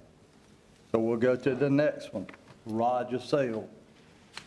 That's in Grove Lane. That is a huge property. It sold in 23/12/18 for $850,000. If you take the square footage, which is 4862, which is 1,641 feet larger than my home, the average sale price based on is $174.83. And if you take it and look at it on the assessed value per tax is $163.68. The third property is 2140 Jolene Drive.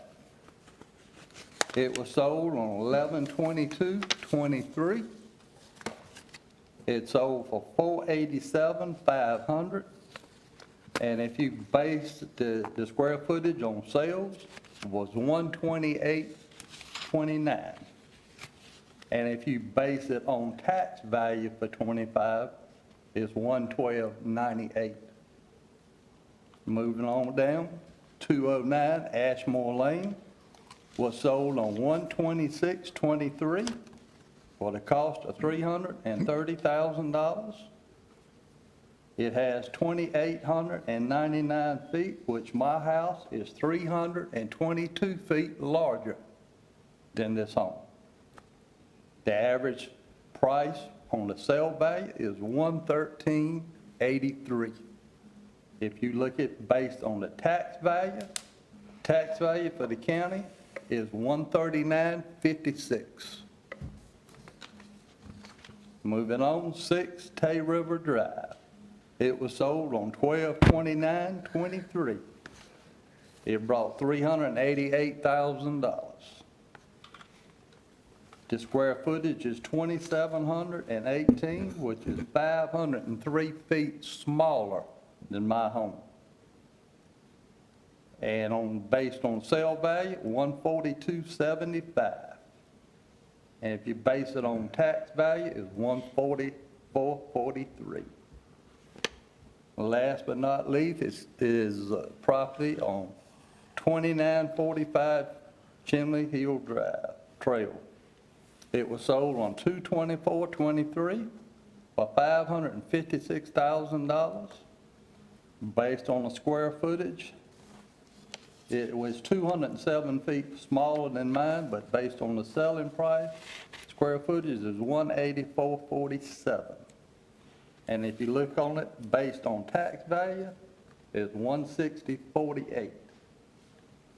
So I have 5 properties that actually sold for more than the tax value and one that sold for less than the tax value. So if you further scroll down where it says 23 property sales, so what I did, I broke it out. The total sales value of those 6 homes are $3,168,500. So because that was the value of all of those homes added together, I divided that by 6.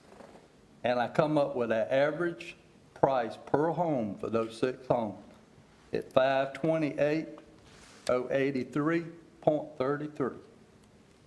And if you look off to the far right, you'll see how I tabulated that. And if you look at the average square foot, so I did the exact same thing on the square footage. I took those 6 homes, added the square footage up, and that totaled 20,819 square feet. I divided that by 6, and I come up with the total square footage on average of 3470. And that would be an average for those 6 homes in square footage.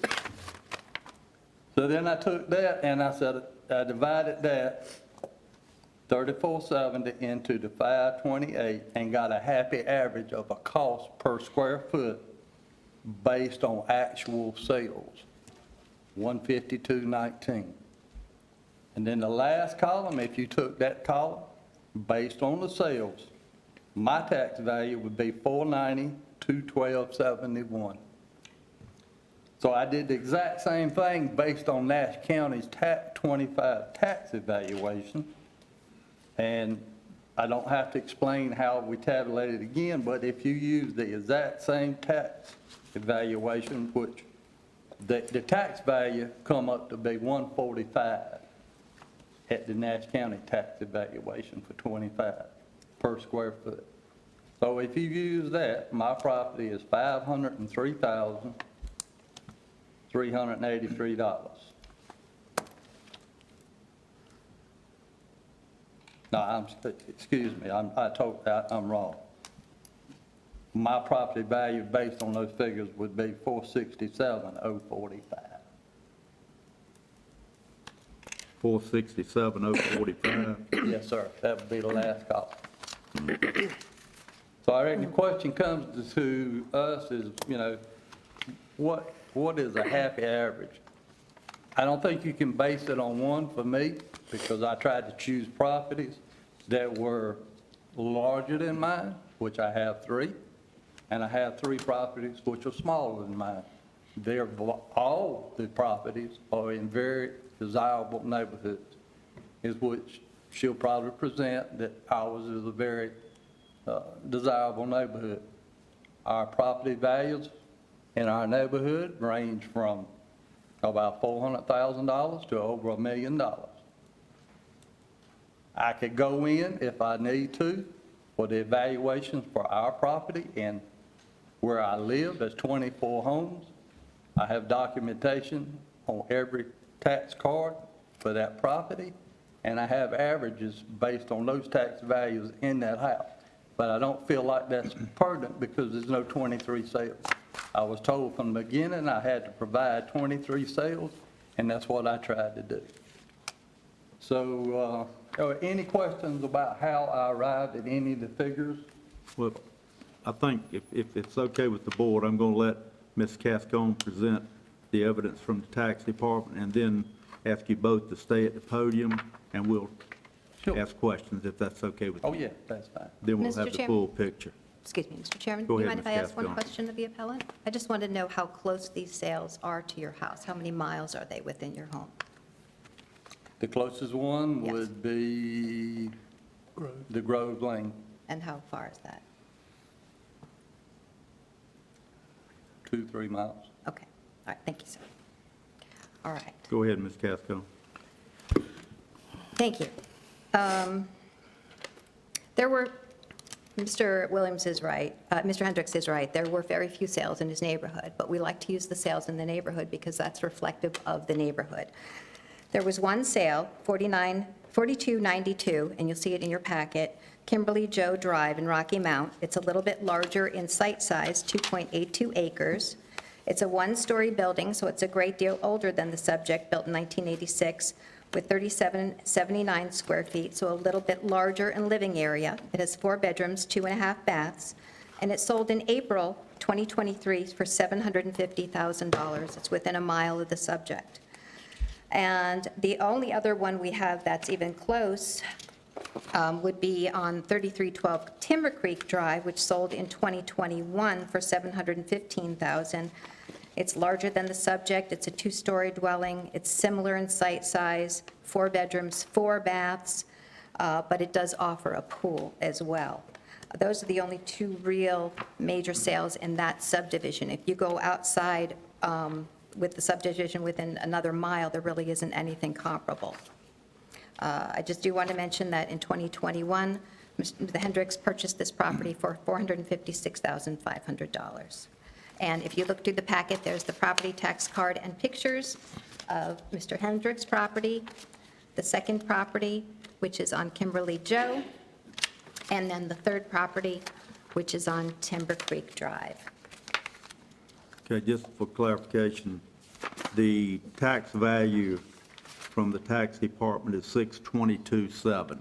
Yes. Is that correct? Yes, sir. And Mr. Hendricks, did I understand you correct to say that your value would be $490,000, Somewhere in. if you took- $212,771? Yeah, if you took the properties that I presented and did the average, that's, the low side would be, 467, that's correct. 467,045. That's correct, and the high value is 497,6, now that's for my subdivision. Let's see here. What is it for your I wrote down $490,212.71. That's correct. So that's the high value of your value, and the low value would be $467,045. That's correct. Okay. Yep. Are we ready for questions from the board? Commissioner Davis? I think it's important to point out that he has come here today stating that his opinion of value is $579,000 is where he ended up at. All right, so that's the value you're saying 579 is the value he's at? That's what is presented by staff. That was communicated to us, yes. That's what, okay, so let's back up a little bit. All right, what was that Because he exact dealt number, with Mr. Eddie for a Hendricks? long time, since yeah. March, since 579? February. Even? Yep. Even, okay. Yep. So back in, I presented this application in January the 13th. I was probably one of the first to get it into the tax office. I contacted, I give them to the end, Matt, he immediately responded, said he received the application and acknowledged that he had it, and I thanked him for that. So I said, we went on to the end of January, I'd never heard anything. I didn't know how the system worked. So he called and he said, we'll start taking on these and looking at them the 1st of February. So I said, okay, that's fine. I just didn't want me to fall through the cracks. So at that point in time, I waited And it was about the end of February, I've not heard anything. So I called back and I asked. And Matt said, well, your case has been handled over to Ms. Cassane, and she'll be getting in touch with you. And I said, well, you know, can I sit down in regards to her and argue my case and see what she has evidence versus what I feel like a fair value is? He said, well, I'll pass that on to her. So I didn't hear anything, so I called back. And I said, you know, where are we standing on this? I'd like to, you know, at least show where I'm coming from based on where she got her value from, or the people who did the evaluation. And I was told that I would get a phone call from her. I asked to set a meeting up, and I never received anything back from her at all. So as time progressed, I was told that I would get a letter in March, in about 2 weeks. Well, in the March come, I didn't get anything. 1st of April come, I didn't get anything. So at that point, I was like, maybe I'm really falling through the cracks now. So anyway, I picked the phone back up and called Matt and talked to him, and he said, well, there should be something mailed out. Well, needless to say, our mail is kind of not the best in the world, so there was a period of a week or so we wouldn't get any mail at all. And I really got concerned, so my wife and I made a trip to Nashville to see about why I called, and they said the letter was mailed out on such and such a date. And, you know, I feel sure that it was. I just feel sure that our mail system messed up. So I went up, man, it was right at the end of being able to place this appeal. So I immediately filled it out in the parking lot and sent it back in. But at no point in time was I ever given an opportunity to speak to Ms. Cassane personally about this issue until about 2 weeks ago when Matt called me on a Wednesday or Thursday and said that he argued the case for me, which I greatly appreciate, and that we made an offer of $579. So my problem with that offer at $579 is I was told in mid-March by Ms. Cassane that my tax value would be the exact same. There was no error, there was no miscalculation. So at that point, I'm like, well, why all of a sudden now have we dropped it to $579? I don't know why, but I said, nope, I'm into this process this far. I'm going to take it to the board and let the board decide what fair market value should be for this property. And, you know, there was not a lot of transparency between me, a citizen of Nash County, and the tax department. So, you know, had it been a lot of transparency, maybe we would have been sitting here today. But because I was offered the $579, I did refuse it because I wonder why all of a sudden the $579 come about 6 months later. And I was never given the opportunity to argue my case at all with anybody at the tax board. So I plead my case. All I'm asking from the board is a fair value. I don't feel like $622,700 based on what I presented. And what I can prove to you is that tax values for properties in my neighborhood.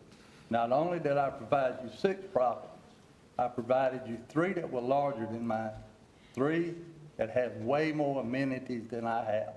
My property is the same in 21 when I bought it as it sits here today. The only thing different in it, if you saw a picture in 21, I had a lot of trees. I took them out. Other than that, the house has had no addition. Nothing has changed. I'm the 4th owner of this house. So I plead my case. So your current value would be the $490,212.71? I think that's a fair value. All right, questions from the board, comments? Commissioner Davis? The document that we are given here, the first page, it states the appellate's opinion of value is 579, so that apparently is not a true statement then. Where are we at now? I wasn't given an opinion of value initially at all, and I just used the value that we offered. So that's the value offered. Right, and I did not- speak to Mr. and Mrs. Hendricks in March and explained that, Eddie had retired and where we were working very difficult, very, as quickly as we could to get these meeting. And we did speak about the initial spreadsheet that you provided, which was just all assessed values. And I explained to him that he needed to provide us with sales. And I know that Matt has spoken to him a few times in the past as well. I just didn't want anybody to think that we weren't responding to our taxpayers, because we certainly do. Mr. Chairman, what I want the board to understand is the first page behind the yellow sheet it has a statement on it that's not a true statement. Okay. Thanks, sir. You have other comments? Not at this time. Other comments from the board? Other questions?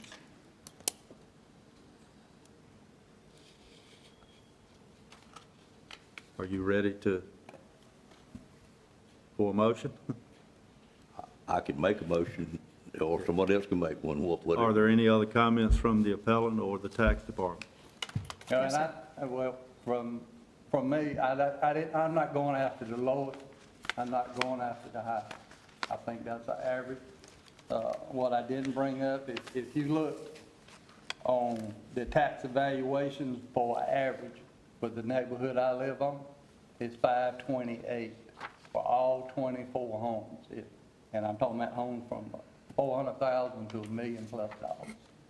So where I'm at, if you look at specific homes in there, there's one home that's evaluated 6,660 square feet. His based on tax value, because it's not a sale, is $115 a square foot. So, and that's in my neighborhood. Thank you, Mr. Much Henry. larger home than I got. So I think the $490,000 valuation is fair for both. I didn't try to go to the 467, which I could have, but I said I want to be fair about the whole deal. Ms. Cascone, do you have anything else to offer? No, sir. Matt standing behind you, he may have something. Again, Matt, with I'm a real property appraiser with Nash County. I just want to let the board, this is for information purposes only. Appraisals aren't based on averages. They're based on properties within a mile or less and per square footage only on the sale price. Thank you, Matt. Any other comments? As I would love to state that. Madam Clerk? Yes, ma'am, please come up. You let the clerk swear you in.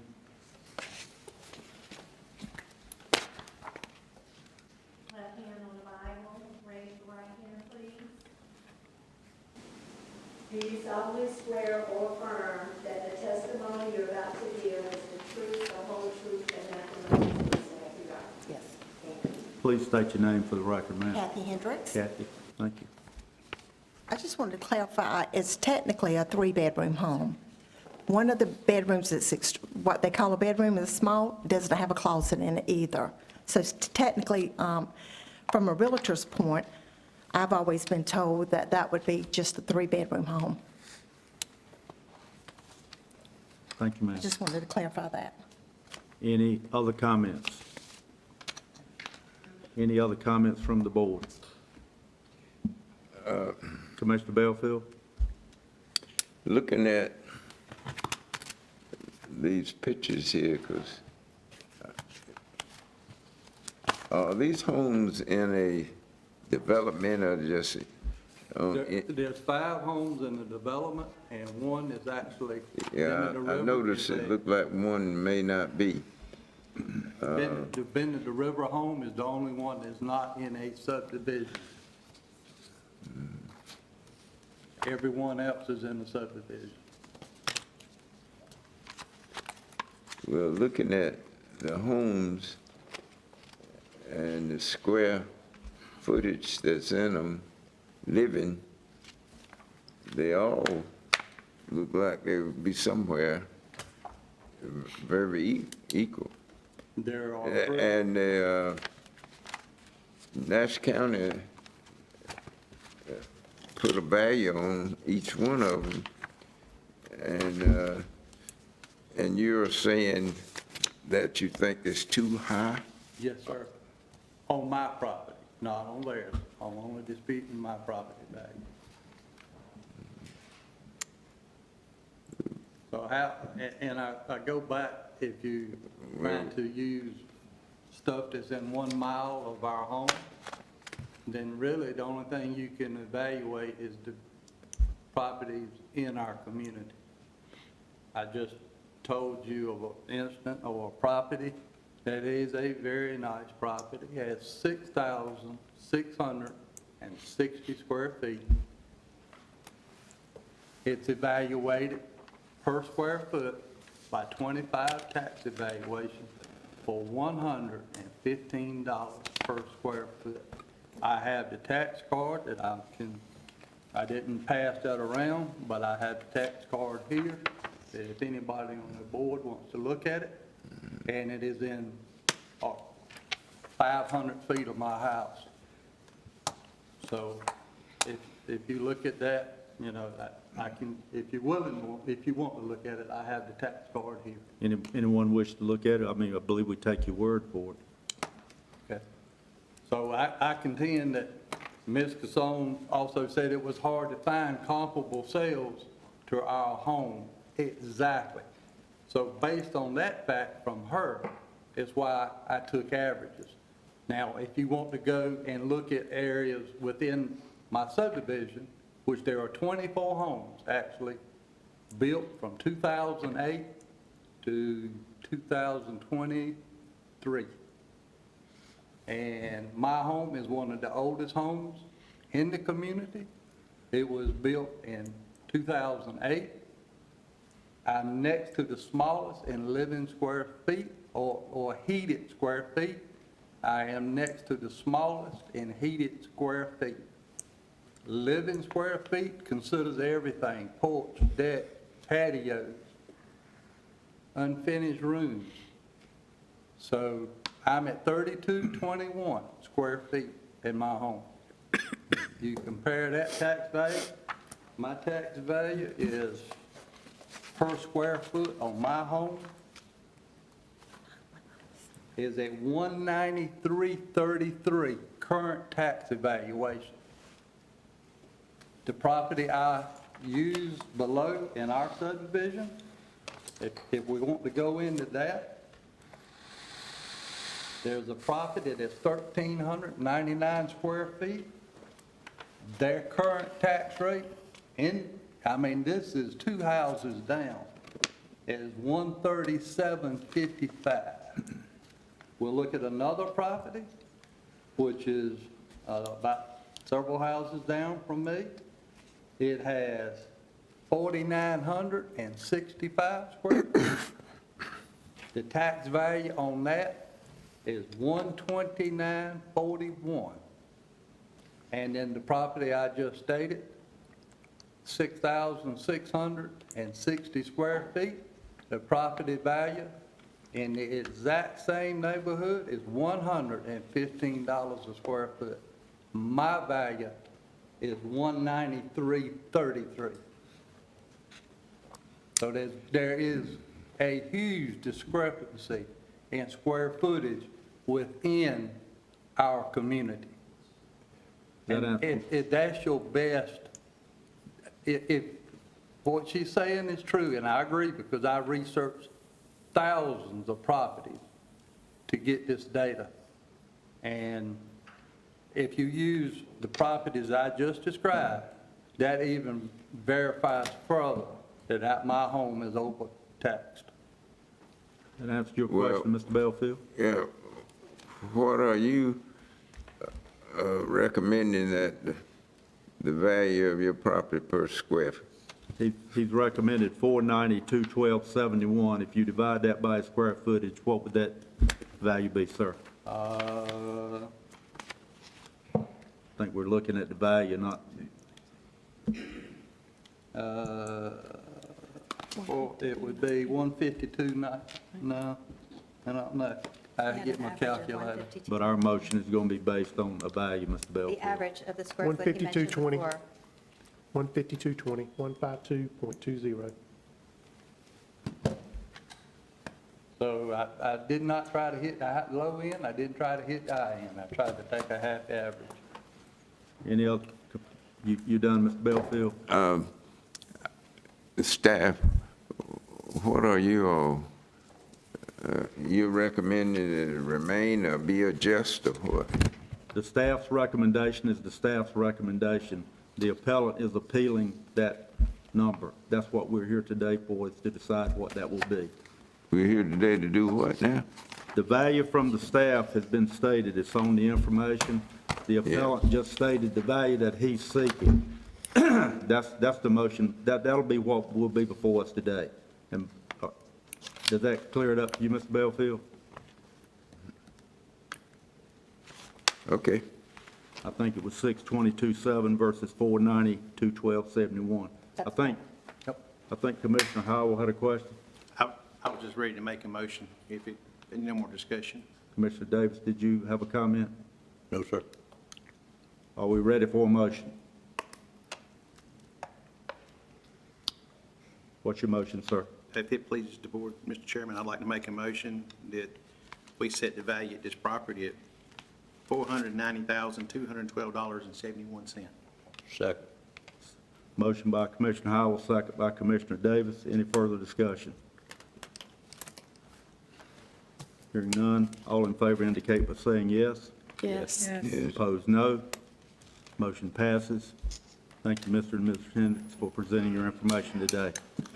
Value is restated at $490,212.71. Thank you, the board. Thank you, sir. Mr. Chairman, Yes, sir. would you entertain a 10-minute break, sir? I think we would entertain a 10-minute break if without objection. We'll be back in 10 minutes. Thank you. Thank you. Ms. Cascone. Thank you, Chairman. The next appellant is Rocky Mount Mills LLC, Capital Broadcasting Company Incorporated. Their representative, Stacy Little from Parker, Poe, Adams, and Bernstein, is here to provide their support.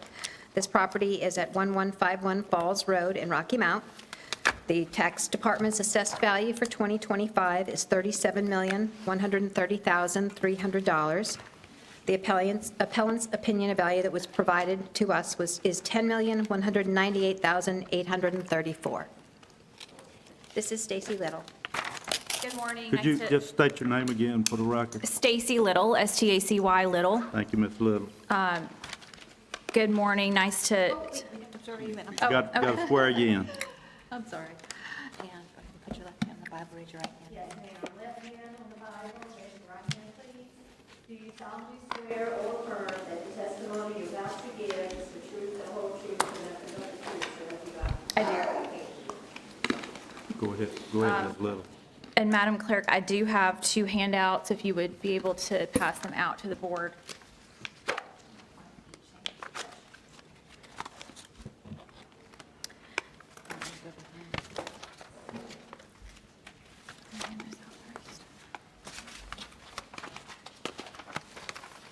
Thank you, ma'am.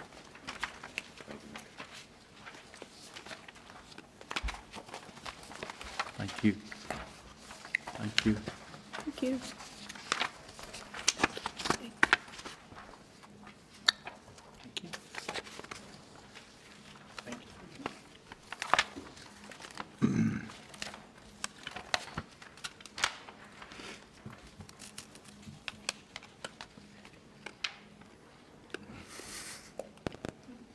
I apologize, I think I ran out. So this property, as Ms. Cascone stated, is Rocky Mount Mill. It's a mixed-use property, partially commercial, which is composed of office and retail spaces, and then there is about a 75-unit multifamily apartment component to this property. So our opinion of value is $10,198,834, and this is based on the actual income of this income-producing property. We did produce to the county previously, the actual income statements that included the expenses for years 2021, 2022, and 2023. And a composition of that is what you see before you. So you'll see that we've calculated, based on the income statements, the income, the expenses.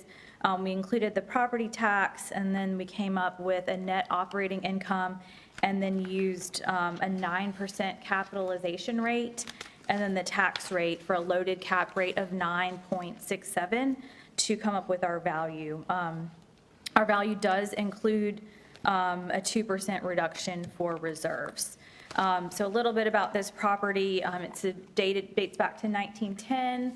It was purchased by the taxpayer in 2007, remodeled. I believe it has an effective year of 2015. Happy to answer questions for you based on what you have before you. The second sheet that I provided you with is capitalization rate support.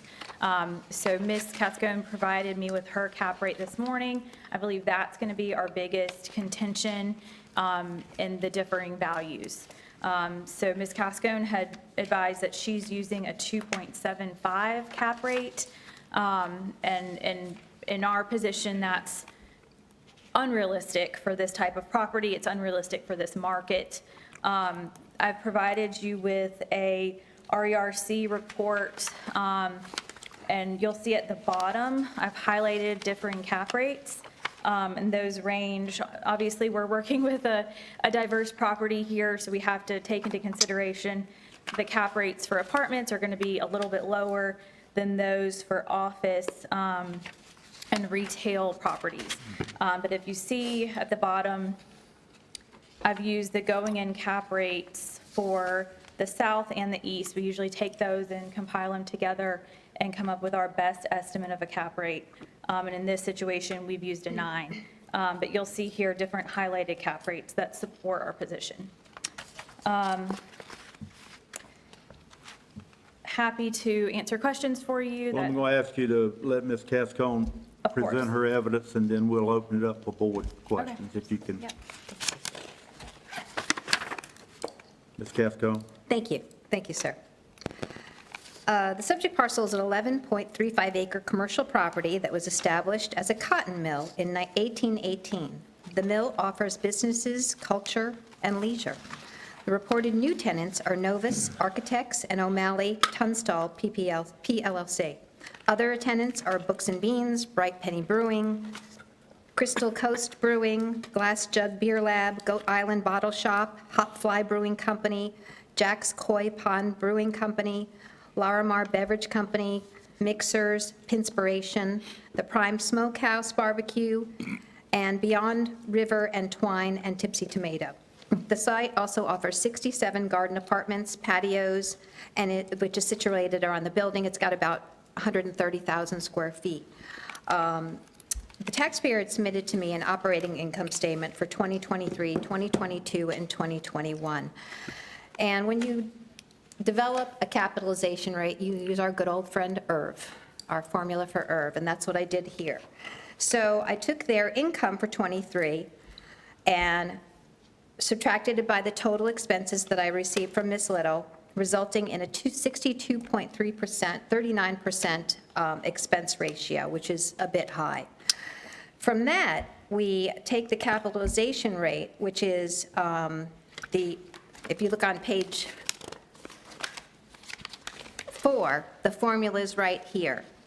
So you put the annual gross income minus the operating expenses, you get an annual net income and a cap rate of 2.75.84%, and that's based on her figures.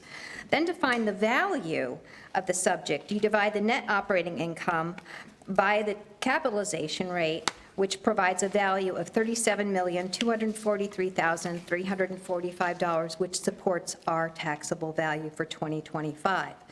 I did the same thing for 22 and 21. For '22, the capitalization rate was 2.24%, and for '21, the capitalization rate was 2.09%, which shows an increase in profit, and obviously, that's because we were at the back end of the virus that was going around. So we see an increase in value. The income and expenses that was provided to us provides a capital rate of 2.75%, which then calculates to a value of $37,243,345, which supports our value of $37,130,300. Any questions? Open it up for questions from the board. Commissioner Davis? Is that questions from either one of them? Yes, sir. Okay. First of all, I want to make sure I understand, is this 11.35 acres all the property that Capital owns in that part? That seems like a low number of acres based on what I see, but is it everything that y'all own?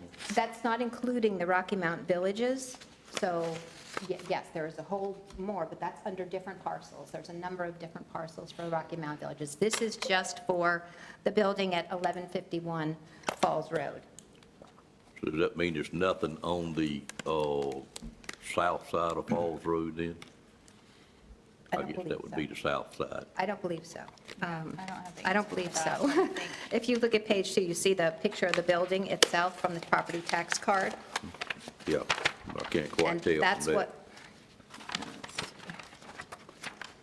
Okay, I think I know what we're talking about. I'm amazed at the cap rate that we're using in the county.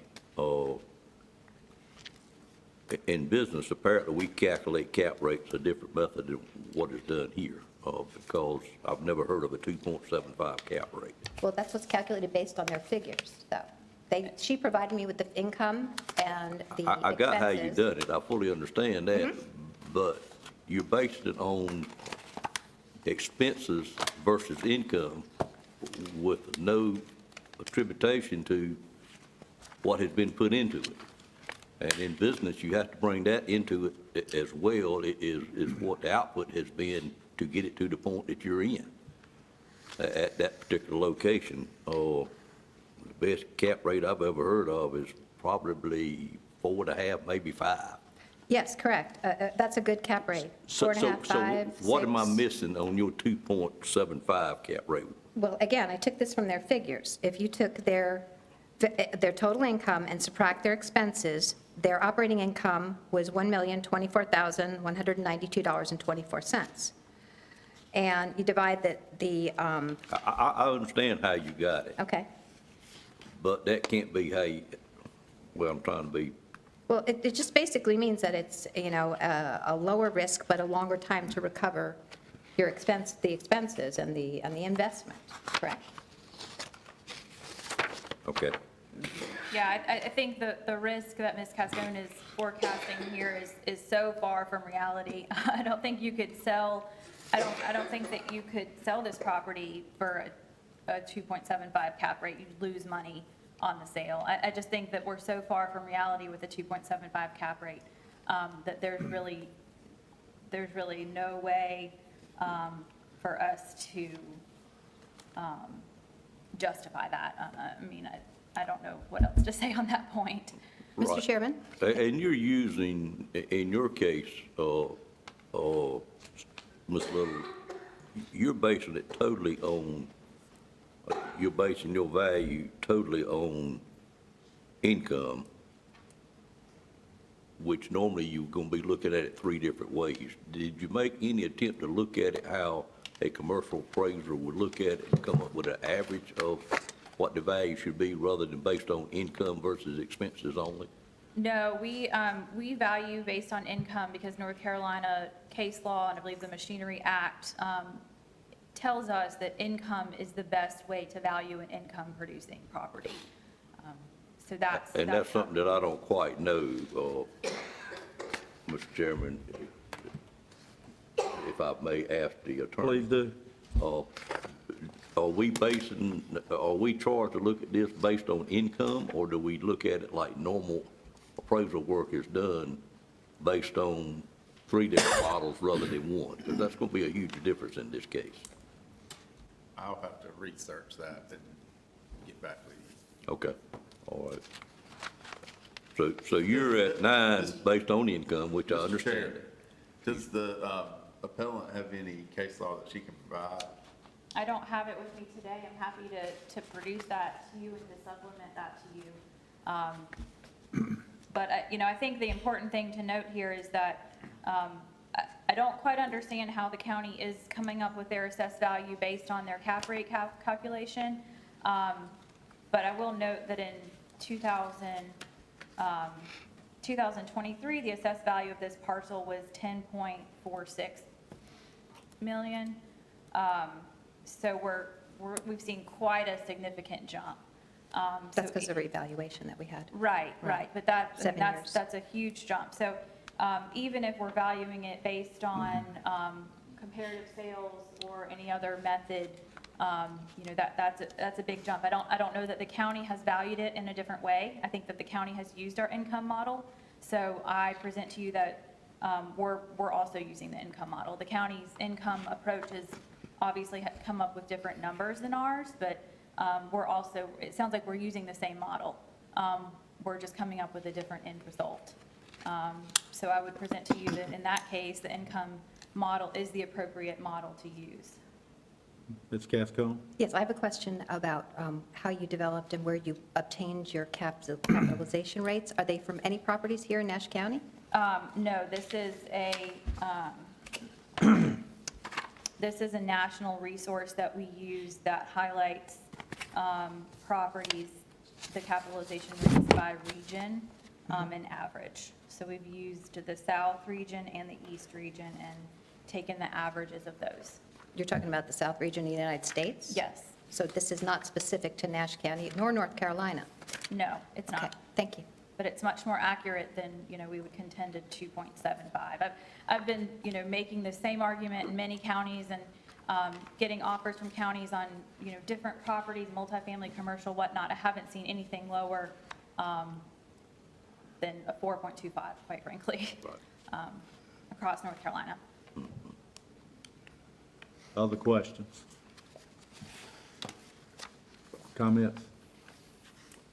Mr. Chairman, in this case, I don't know how we're going to be able to make a ruling until we understand, I don't understand where these two cap rates are coming from. But that's just my own thought. I think true cap rate is going to be somewhere in between those two numbers, but where, I don't know. And it's all driven in commercial property by the cap rates. So I don't really understand what our next move quite may need to be, but I certainly would like to hear what the rest of the board says. Comments from the board? Commissioner Howell? I concur with Commissioner Davis. I think we need probably allow our general counsel time to research this and get back with the information to agree to the statements that's been made and then better understand the differences between the two, because it is a large gap and everything is based off that. One of the options I noted earlier was to continue the hearing. Other comments? Well, we got to understand the difference Commissioner between, Harrington. got to understand the difference between the formulas that you're using and why there is such a big gap. Well, I'm using, I developed the capitalization rate from their specific income. She's using cap rates from across the United States. So, Mine is specific to the building and to the income.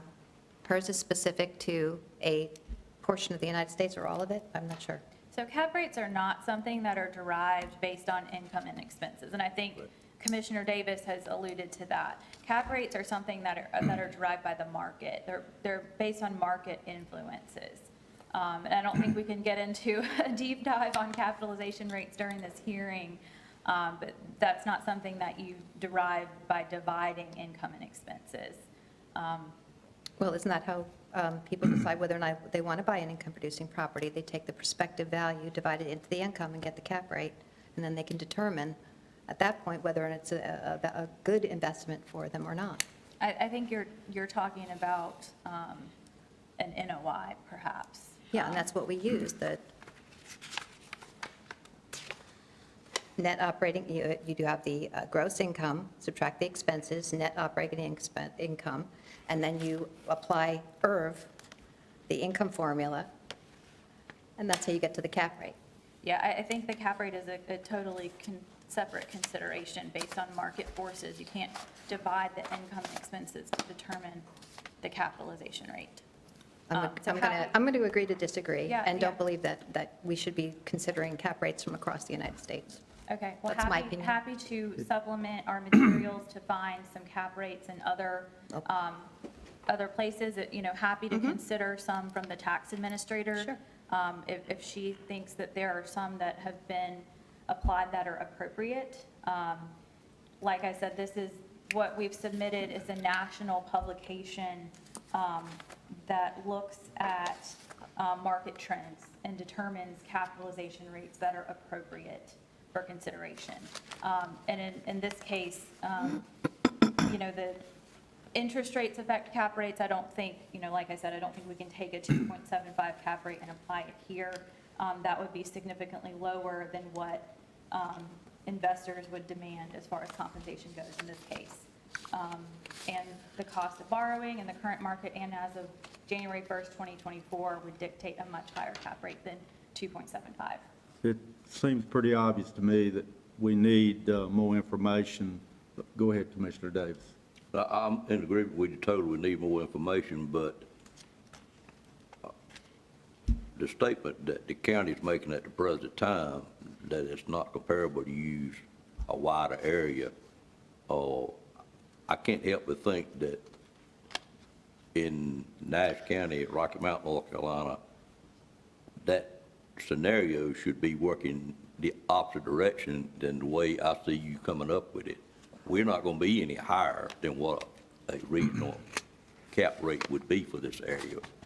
We're not going to be any lower. We're going to be higher, if anything. It's certainly not going to put us lower, utilizing what you're doing. And I know sitting here that the cap rate of 2.75 is just completely unrealistic for our area. There's never been a piece of property sold here, I don't think, with a 2.75 cap rate. So somehow or another, y'all got to work together. You can get us a realistic cap rate that maybe y'all can get closer to anyway. Yeah, and I just received her information this morning. Otherwise, I would have proposed additional scenarios to you in my appeal summary. But happy to go back to the office and, provide you additional support. I don't know exactly what you need, and council, maybe you can help instruct us. But obviously, my client would love to come to an agreement about this before having to go to the Property Tax Commission, but, is prepared to do that if necessary. I'd like a copy of the cap rate stuff, because Would anyone disagree that we need to move this to a later date to gather more information, including the research by the attorney? That date would be 8/11. That would be our next board meeting. Would that suffice? Any objection to that? Could I get a motion to that effect? Make a motion, we move the Board of Equalization and Review to August the 11th. For this specific item? Please, yes. Exactly. Yes. This specific For the hearing. specific item. Rocky Mount Mills. Rocky Mount Mills, please. Second that motion, Mr. Chairman. All right, I got a motion from Commissioner Wilkins, second from Commissioner Davis. Is there any further discussion? Commissioner Belfield? Looking at the sheet that was passed out to us, the assessment value and the taxpayer value, it's just a third of the assessment value. That's what they're going to do. Go back and they're going to look at that again, Mr. Belfield, and bring it back to us in August. I just want to make that point that this need to be worked on. That's exactly what we're going to do, Mr. Belfield. All right, I believe we got the motion and the second. We didn't vote, right? Did we vote? All right. Did vote. All in favor of that motion indicate by saying yes. Yes. Opposed, no. That motion passes. Are there any comments we need to provide to the board while this matter is delayed for 30 days? If so, would that be the attorney or Ms. Gascon, please? We just need to understand There are some things that we need to be careful about. You cannot discuss this with each other outside of this venue. Because it's quasi. You can't discuss the case until we get back here on the 11th. The Department of Revenue is very concerned about discussing, because this should be public comments only, should be discussions in public only. So I just wanted everybody to be aware of that. Okay. Okay? Mr. Chairman, Commissioner Arrington? Yes, well, I want to make sure that this, whatever we come up with, is consistent with the way that we evaluate other properties similar. Yes, sir. Commissioner Davis? I'd like to have the attorney to tell us, if he doesn't mind, what we can and can't do. Can the board discuss it, shouldn't discuss it? I know we shouldn't be discussing it with Capital Broadcast or anybody that's working for them, but what are our guidelines, what we should and can do and cannot do in the next 30 days? Well, I mean, the board has the right to deliberate, but I think the board has to deliberate based on the evidence presented at the hearing. Right. Okay. And so I think that it would be wise for the board to wait till they have all the evidence and then deliberate based on that. Does that answer? Would I be allowed to do research in between there based on what I've been told today to further broaden my knowledge? You should make your decision based on the evidence presented at the hearing. Thank you, sir. Thank you for your time. Thank you, Ms. Little. I Appreciate it. appreciate your input. Okay, I think we've made it through. We'll bring that one back in August. That concludes the business today before the Board of Equalization and Review. I now call for a motion to conclude the 2025 hearing of the Board of Equalization and Review and reconvene the regular meeting of the Nash County Board of Commissioners. So moved. Got a motion by Commissioner Leggett. Is there a second? Second. Second by Commissioner Howell. Assume no further discussion. All in favor indicate by saying yes. Yes. Opposed, no. Thank you, Thank Ms. you. Cascone. Thank you. We're now going to move to agenda item number 13. I'd call on a very patient Ted Cole from Davenport and Company to present the request. Good morning, Ted. Good morning. Appreciate the opportunity to be here. Ted Cole with Davenport. We serve as financial advisor to the county, and one of my colleagues presented at the board retreat back in April, Mitch Briguglio. You might recall that presentation. Is there a public hearing? We need to hold one. You want me to go first? Yes. Okay, all right, thank you. I'm here this morning to talk about a potential borrowing by the county for a range of financial project, of capital projects. I think you all have a memo, or a booklet, I should say, in front of you. There are page numbers in that booklet on the bottom right corner. Big picture today on this potential financing, there will be a public hearing that you'll hold here in a bit, and then a resolution to consider. It would be the first of two approvals for the financing. If the first approval is done today, we would come back for a second and the final approval at your next board meeting. And then we would have local government commission approval and close the loan. And I'll talk a little more about the schedule in a moment. Talking off of page 2, just a bit of a refresher, and this financing was discussed in the board retreat. A range of projects, which I'll show you in a moment. We put an RFP together, sent that out to banks. We erred on the high side on the amount of funding that we requested from the banks, about $14.7 million.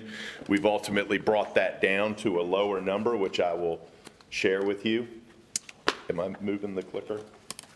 Oh, we've got slides. Okay, will you all do that? Yeah. Or- Yeah, go. Okay. I'm not quite there, am I? All right. There we go. Maybe go one more.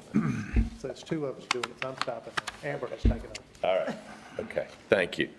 The RFP went out to a number of banks. We asked for funding up to $14.7 million. I'll cover the projects in a moment. And we asked for payback terms of 10, 15, and 20 years. Wanted to give you all some options on that. We received proposals from 6 banks. We asked for the proposals back on a day and time certain. Some of these banks you will know, others may not be household names, but they all regularly bid on local government financing RFPs, and we've closed loans with all of them. Subsequent to the initial review of the RFPs and conversations with county staff, we ultimately decided that we did not need to include a shorter financing for some ambulance equipment, that was going to be cash funded. So we're truly talking about longer-term assets or improvements, 10, 15, and 20-year payback terms. We go to page 3. This is the list of projects. You can see the description of the project, the funding sources. All of these include debt, either entirely or as part of the funding. The Nash County Rec Center Phase 1 includes some grant and PAYGO funding as well. The financing amount, and we've got some notes about whether these are bid or we're using estimates, what have you. The total cost of the projects is about $12.23 million. We do have a contingency number in there of about $695,000. That came from staff just looking at these projects, and some of these are renovation projects. Some of them are still using estimates, so there is a contingency allowance in there. And then we've got the issuance costs estimated, or a placeholder for those of $240,000. I suspect that number is going to come lower. But if you take this page at face value, the loan would be for about $13.1 million. So less than the $14.7 that we asked the banks for, and a little bit more than what we presented to you all at your retreat, which was about $12.9 million, all right? And I will note on page 4, this is going to be what we call an installment purchase contract, which is a loan between you and a bank secured by an asset like a mortgage. And in North Carolina, you have to secure a loan with a facility or an asset that you're spending money on. So you can't go and use some unaffiliated building that's not part of the project list. And in this case, line 4 is where we've landed as the proposed collateral to the bank under a deed of trust, what we're calling the Med Park building. That is what we have discussed with the banks and with staff as being the collateral on this particular loan. Any questions on the projects or the amounts? Commissioner Davis? If you want to ask questions as you go. Yeah, that'd be great. Okay. My understanding was when we did it, the Nash Recreation Center, that we were going to use fund balance for that, but now I see we slid it back into financing.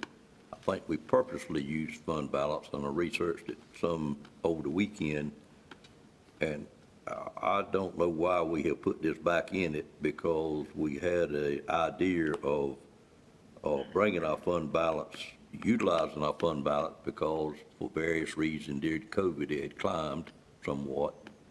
So at the point necessary, I'd like to see us consider to take that back out of the financing package and continue using the fund balance that we used to start with. Okay. Is there anything? Staff have any comment on that? Add on that? I mean, we're just giving the board the option. Okay, understood. And that, Mr. Davis, that's line 5, right? That is line 5, that is correct. Okay, thank you. And that is $1.4 million. We've got 1.25 of purchase price, and then there's a $150,000 allowance for upfits. That's how we got to the 1.4. If you do decide to pull that out, that's fine. That works with the lenders. But will be important to know today, if possible, and I'll explain why. Okay, thanks. Okay. Any other questions on the projects? All right, page 4, there's a lot going on here. This gets into a lot of detail about the 6 proposals that were presented. They came in on June 19th. The 3 green stars are the banks that we ended up focusing our analysis on.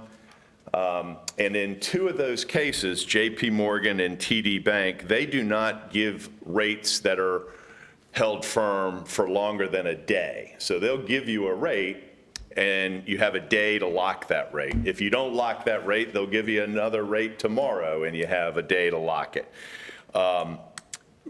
We knew that we needed to present to you all today these options. So we have really created another page that I think is going to be important to you to really drill down on JP Morgan, TD Bank, and Webster Bank. They gave, out of the 6 banks, they gave the best rates between 10, 15, and 20 years. We didn't feel it was necessary to focus on the bottom 3 banks there, PNC, Southern, and Capital One. Good proposals, but their rates weren't particularly competitive, and there wasn't anything else in their proposal that would lead us in that direction. So those are the original rates that were presented, and anything in red is what we call indicative. The rate was good for a day, and if you didn't do anything with it, it just expires, and you go back to them for a new rate whenever you need one. And we've done that. I think it will be easier if we talk off of page 5. It's the same information, but it's the 3 banks here. And I'm going to talk about JP Morgan first. And you're going to see over there in column D that JP Morgan has a green box around 10-year option 3. We've landed as a recommendation. If you want to do a 10-year term, the JP Morgan option 3 is our recommended proposal. I'll explain how we got there. But importantly, on column B for the rate lock, they are a bank that, you need to get a new rate within a day of locking. They gave us new rates this morning. This book was produced using rates from last Wednesday. The rates we got last Wednesday weren't going to be any good to us this morning, so we were purposely asked to be on the tail end of the agenda so we could get new rates this morning, and I'm going to share those with you. I'll try to put it on the screen with this device, or at least verbally. But with JP Morgan, there is a process where we have to lock the rate. We have a rate from them this morning that we could lock if we choose to. In order to lock, we have to be within 45 days of closing, which we would be. Our schedule has us closing by mid-August. We're within 45 days, so we meet that parameter.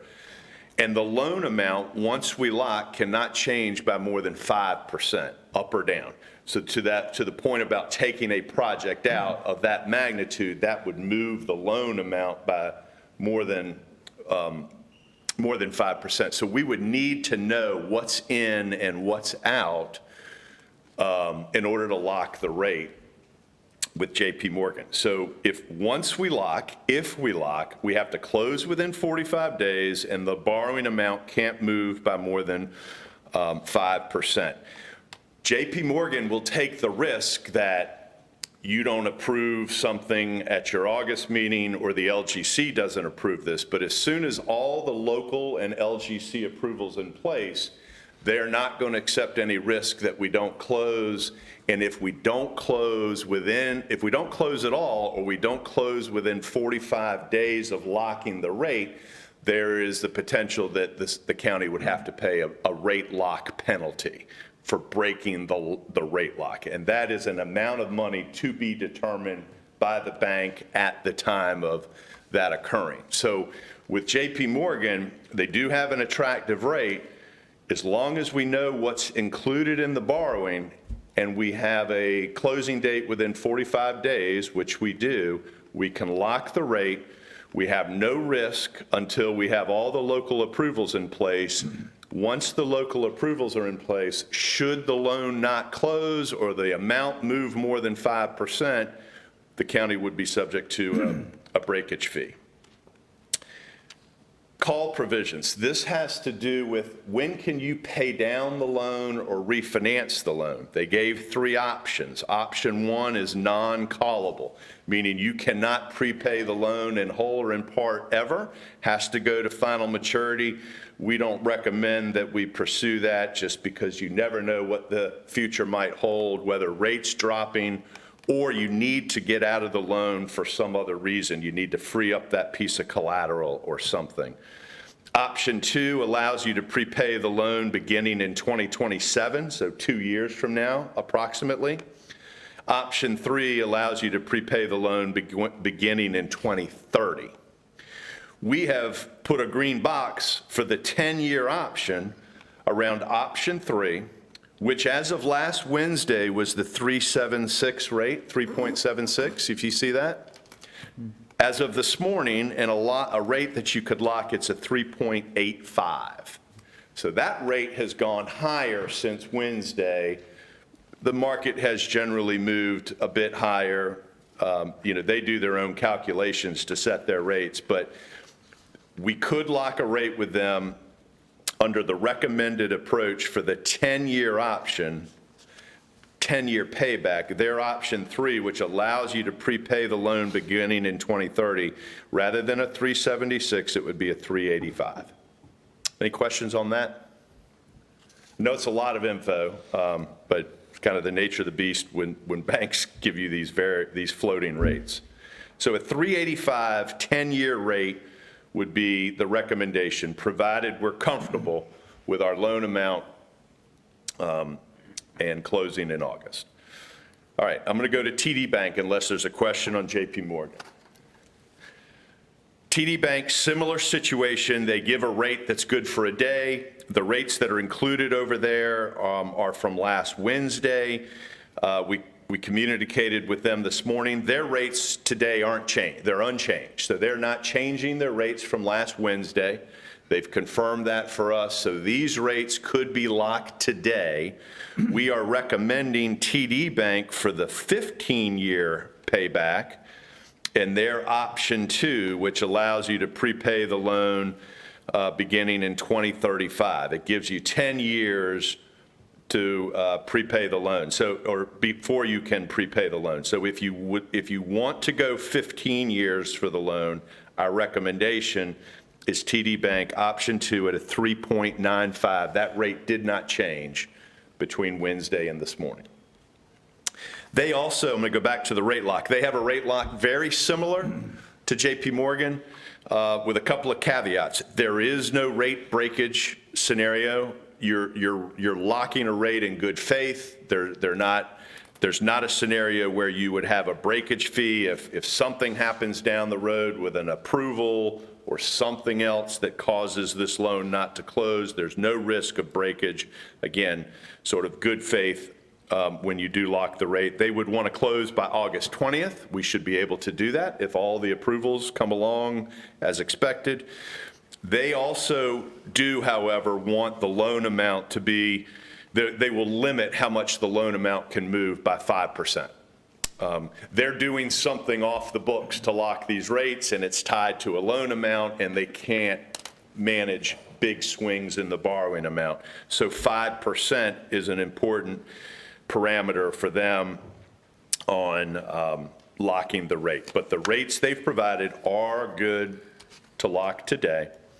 And then we, as staff, bond counsel, and the county attorney, we landed, as I alluded to earlier, the option 2, which is option 1 is subject to what's called a make whole call. That is a call provision that technically allows you to prepay the loan, but there's a calculation behind it that takes into account where interest rates are when you prepay the loan, and the bank does a calculation to make themselves whole on the interest they would have earned had the loan not been prepaid. So it does allow you to get out of the loan, but it doesn't give you any opportunity to recognize any savings, right? If rates are higher when you prepay the loan, that breakage fee may be lower. If rates are lower, the breakage or the make whole call is going to be higher, but they're going to be made whole as if the loan went all the way to final maturity. We don't recommend option 1 for a number of reasons. We've landed at option 2 with TD Bank, which allows you to prepay it or refund it if rates are lower beginning in 2035. And that would be a rate of 3.95 fixed for 15 years. Any questions on that one? All right, lastly is Webster Bank. They provided rates back in June 19th when we got the bids. Those rates at that time were fixed for closing by August 20th. In other words, they don't do this indicative rate movement, call us today to lock the rate. They set the rate that you can accept at any time. Actually, our deadline to accept their rate is tomorrow. They knew this board meeting was today. They would ask if they're going to be selected. We let them know that by tomorrow. Their rates are good for a closing by August 20th. They did refresh their rates for us. When we talked to them, we said, look, we got a couple other banks in play that only give us rates that are good for a day. They're going to refresh those rates next Wednesday, meaning last week, and Webster Bank took advantage of that and gave us a slightly better rate. We're recommending them for the 20-year term at a rate of a 4.49. So that is a rate that is firm. It can be accepted by tomorrow if that's your desire. And you'll see that it's callable, or it can be prepaid or potentially refunded beginning in 2030.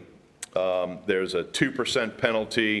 It drops to a 1% penalty. There's no penalty for prepayment or refunding beginning in 2034. Not an uncommon prepayment provision from some banks. So a lot going on here with the rate locks for JP Morgan and TD. But again, the recommendations of staff is for 10 years, JP Morgan option 3 at what's now at 385, 15 years, TD option 2 at a 395, or 20 years, Webster Bank at a 449. Any questions on that? Question from the board. All right, home stretch here. Go to the next slide. A lot of info on here. I've covered the top 3 lines. That's the rate, the term, and the prepayment language. A couple things I'd just note, right? On line 4, acceptance and rate expiration, we already covered. JP Morgan, we have until 5 o'clock today to accept their rate. TD, we have until 3:30 today to accept their rate. Webster, we have until tomorrow. Collateral, all of them are fine with the Med Park facility as the only collateral securing the loan, so there's no difference there. They will all have some amount of bank fees, primarily to cover their attorneys that will be representing them in the transaction, reviewing documents and such. Line 7, escrow or project funds, all of them will allow you to put the money where you would choose. Oftentimes, you'll put it in the capital management trust or some other overnight money market account that local governments use. They won't require you to hold it at their bank. Webster Bank does have a bit of a requisition process, but I don't believe it's onerous. You know, when you're pulling money down, they just want to know what is it being spent on, so they're doing their own due diligence that the money is being spent on what we said it would. They're all credit approved, subject to some final approvals and review of the documents, but I don't think any of them we should consider as, you know, sort of subject to a serious underwriting process. They've all underwritten this loan internally, and it's all subject to documentation. Line 9 tells us what attorney firms would be representing them, what law firms would be representing them. We know all of those law firms, and they all deal with local government finance, so it generally helps make things go more smoothly. And then down at the bottom, a little bit of a catch-all, two things I would note with Chase, JP Morgan Chase. Remember, if we get all the local approvals, county and LGC, and for some reason we don't close, we're subject to a breakage fee, amount to be determined. And then in red, the way they're set up, we did ask banks for annual payments beginning in fiscal year 27, right? So we just started fiscal year 26. We purposely asked for annual payments beginning in fiscal 27. That's not that uncommon.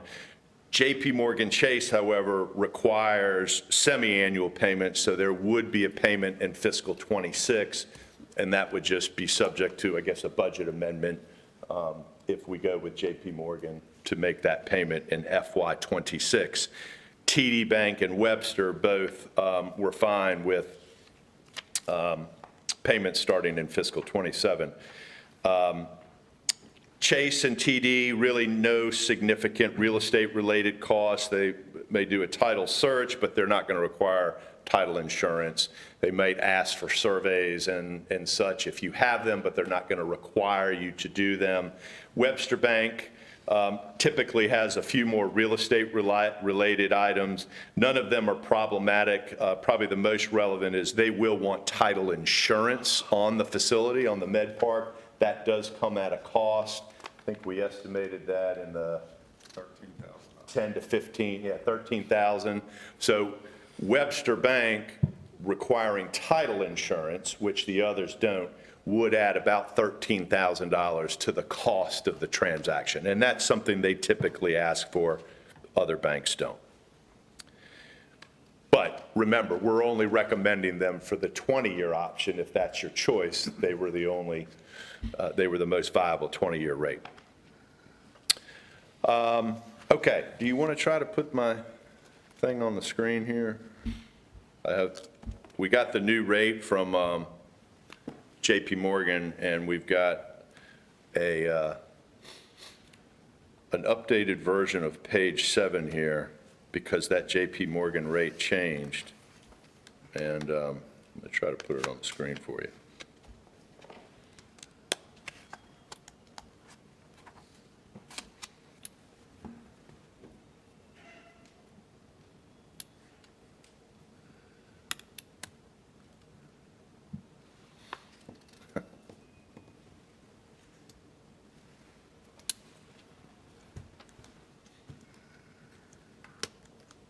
Bear with me.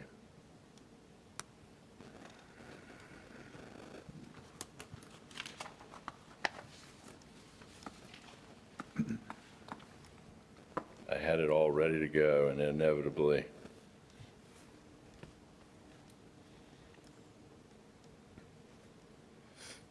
moved.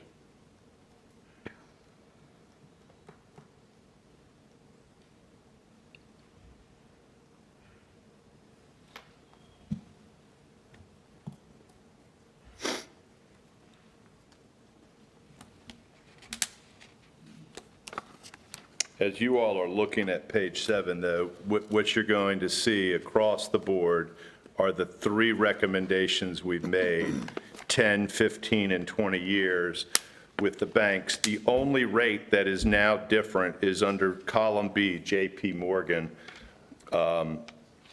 What had been a 376 rate, remember I said that's a 385 rate. I apologize, I'm not finding it in my inbox now. If you scribble it on your phone, you can just put that on the overhead. Pardon me? If you scribbled it on your phone, you can just put that on the overhead. Or you're updating rate. Well, it's not pretty, but it works. How do you, Zoom?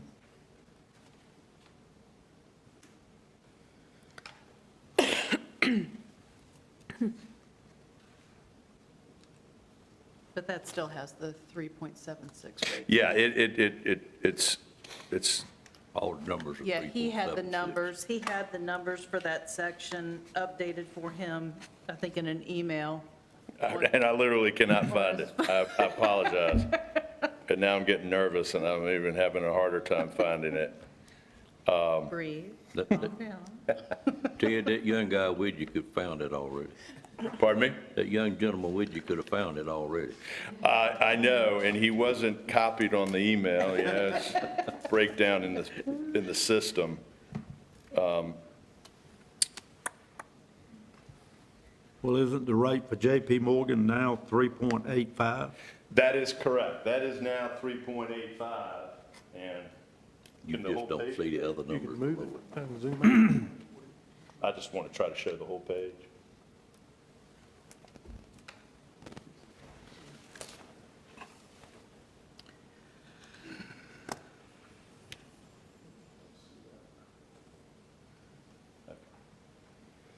Yeah, the payments down below.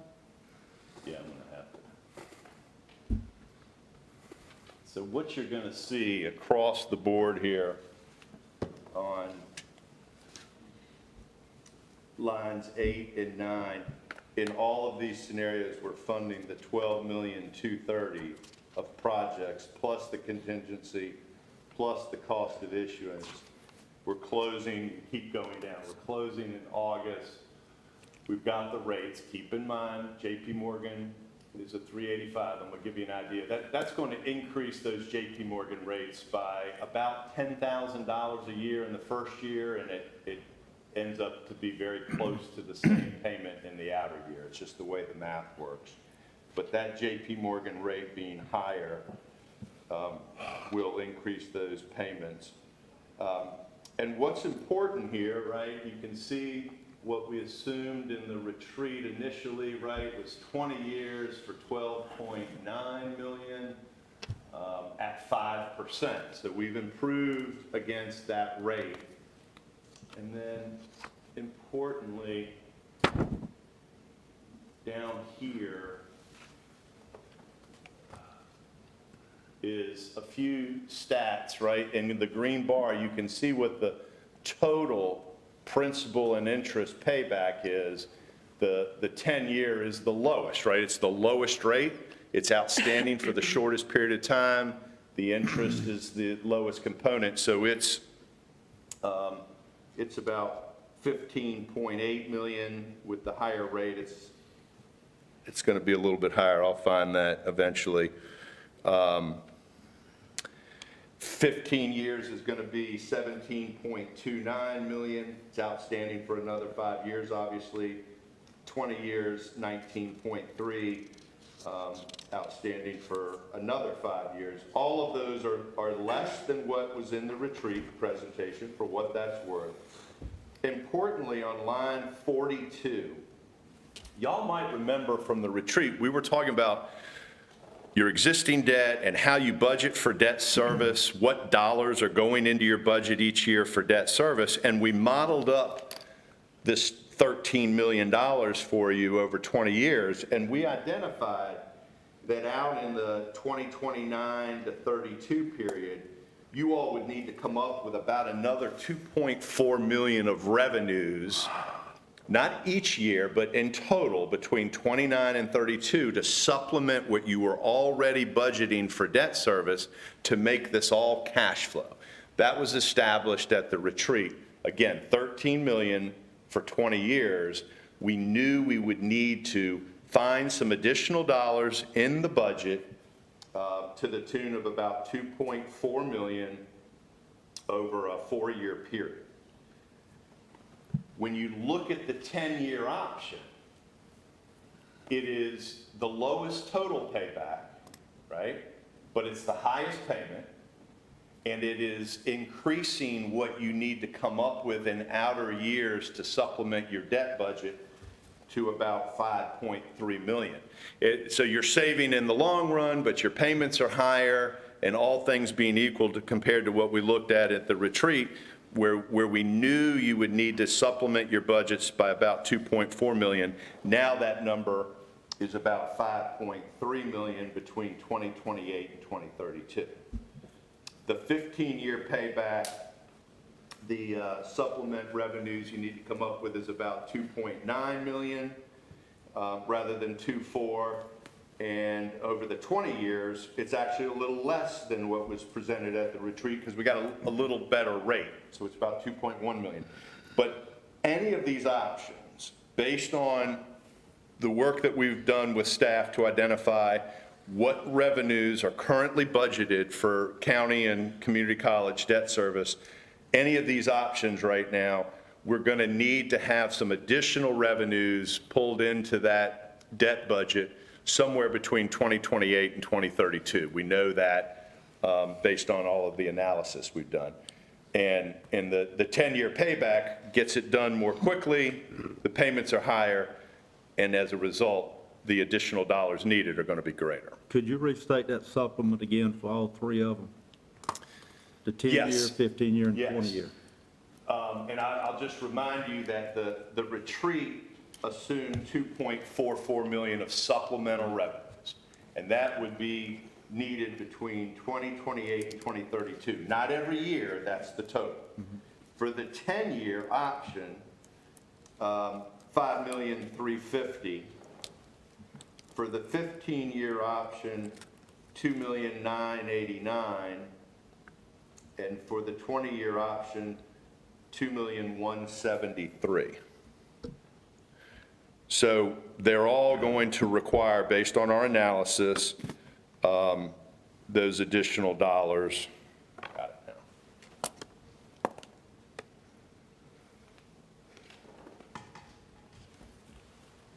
I don't know if that's going to work.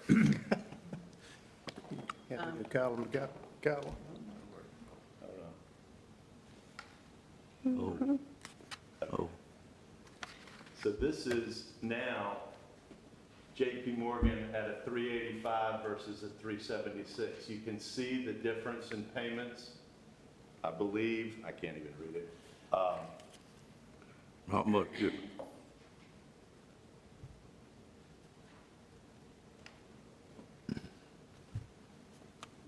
Yeah, it's about, what is that, 87 to 95? It's about $10,000 in the first year, and it gets closer. So that's the difference in the annual payments, but, you know, what JP Morgan had last week versus now.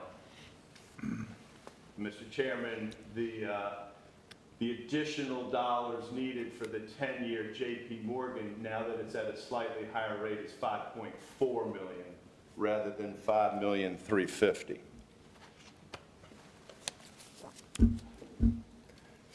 And I'm sorry about this, it's just a function of not getting the new rate till this morning.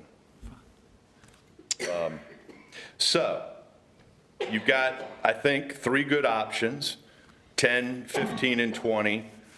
I do think we would, if we're ready at some point to select the lender, which I think will mean you'll select the term, right? Because we have, for each of the terms, we have a different bank recommended.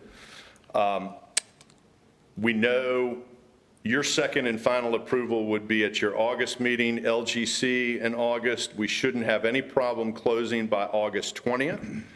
Our only caveat with JP Morgan is if we, after we get local approvals, if we don't close, we're subject to breakage, and the amount of the loan can't change by more than 5%. The amount of the loan can't change by more than 5% for TD. Webster has more flexibility. And that really takes us to, you can go back to page 8, our recommendation slide. Keep going. Keep, one more. Thanks. That's the recommendation, 10, 15, 20 with the schedule below. So I know it's a lot of information, but happy to answer more questions or any questions if there are additional questions. Well, got one question, then we'll go to the others. The loan amount is $13,165,000, and Commissioner Davis made a comment about using fund balance for the $1.4 million for the recreation center. If you did that, it would lower this to $11,765. And that's okay right now because we haven't locked the rates. Well, I guess we need to find out what the pleasure of the board is. Well, yes, good point. Yes, sir. That's another question. So, comments? Commissioner Davis. I'd just like to restate, I think our board originally made the decision to use fund balance to purchase the church. And I don't know why we see this show back up here, but I'd hate to see us do that because we had an intended purpose for doing, using fund balance, and I think we should stick to it. Thank you, Mr. Chairman.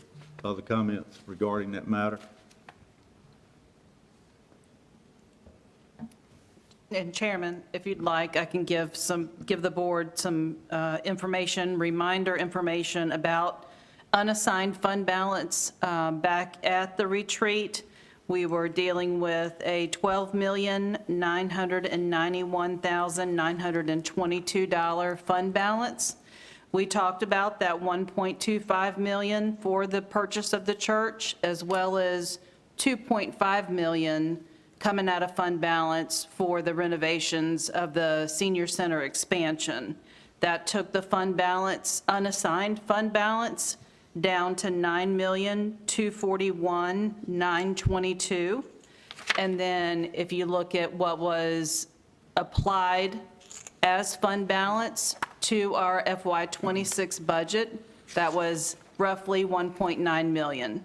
So that 9,241,922 minus the 1.9 that we put into balance the FY26 budget still leaves an unassigned fund balance of $7,341,922. And what is that percentage against the state recommendation, or against our actual target goal? 20%. That 12 million that I started with was above, Right. what is above our 20% policy. Yeah, I remember that one. The 12 million is above the 20% policy, so what we would still have available as unassigned above our policy would be $7,341,922. Above the 20%. Above the If you took 20%. this 1.4 and did it with fund balance. Well, I had 1.25, roughly, we could do the full 1.4. So give me that number again, 7 million would be still above fund balance? 7,341,922, and you would want to take another 150 away from that to equal. I was taking 1.25. I was taking just the purchase of the church, not the additional 150,000 that we had added into the funding formula. So 7341922 above the 20% goal that we've established. Correct. Thank you. With the full 1.4, it's 7,191,922. 191,922. Commissioner Davis? I think it's also important for us to remember that what brings conversation to our fund balance number is not only the unassigned, but the total number, and that's what the public sees. They don't see unassigned versus other types of fund balance, and we were getting on up pretty high. I don't have the numbers with me, but between 30 and 40 million dollars, and that's what we were trying to get down a little bit, just so maybe it wouldn't bring quite as much attention, is the reason I totally suggest that we consider doing this. And now that we know we've still got at least 7.2 million above what our own set goal is, I just think it would be the wise thing to do and not borrow any more money. Because when you borrow money, you're taking money to pay interest that we could certainly be using for other things, more particularly to continue to look out for our employees moving forward. So to clarify, if we took the 1.4 and used fund balance, that would reduce the debt to 11,765, and that would still leave us with a fund balance of almost 7.2 million above the 20% goal that this board has established. Would there be any objection from this board with taking the rec center and funding it with fund balance? Mr. Attorney, am I handling that correctly? Yes. I'm just looking for the board's input. Commissioner Howell? I would much rather see us use that funds and go out and finance and put our citizens in more of a bind as far as borrowing money when it's unnecessary. So I would definitely be for that. Would there be any objection to that? Okay. So, Mr. Chairman, you would just ask them to, you would approve amending the loan amount. To 11,765. That would be the new number if you take the 1.4 out and did it with fund balance.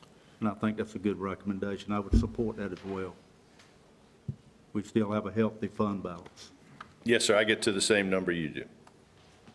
Okay, 11,765 is the amended number.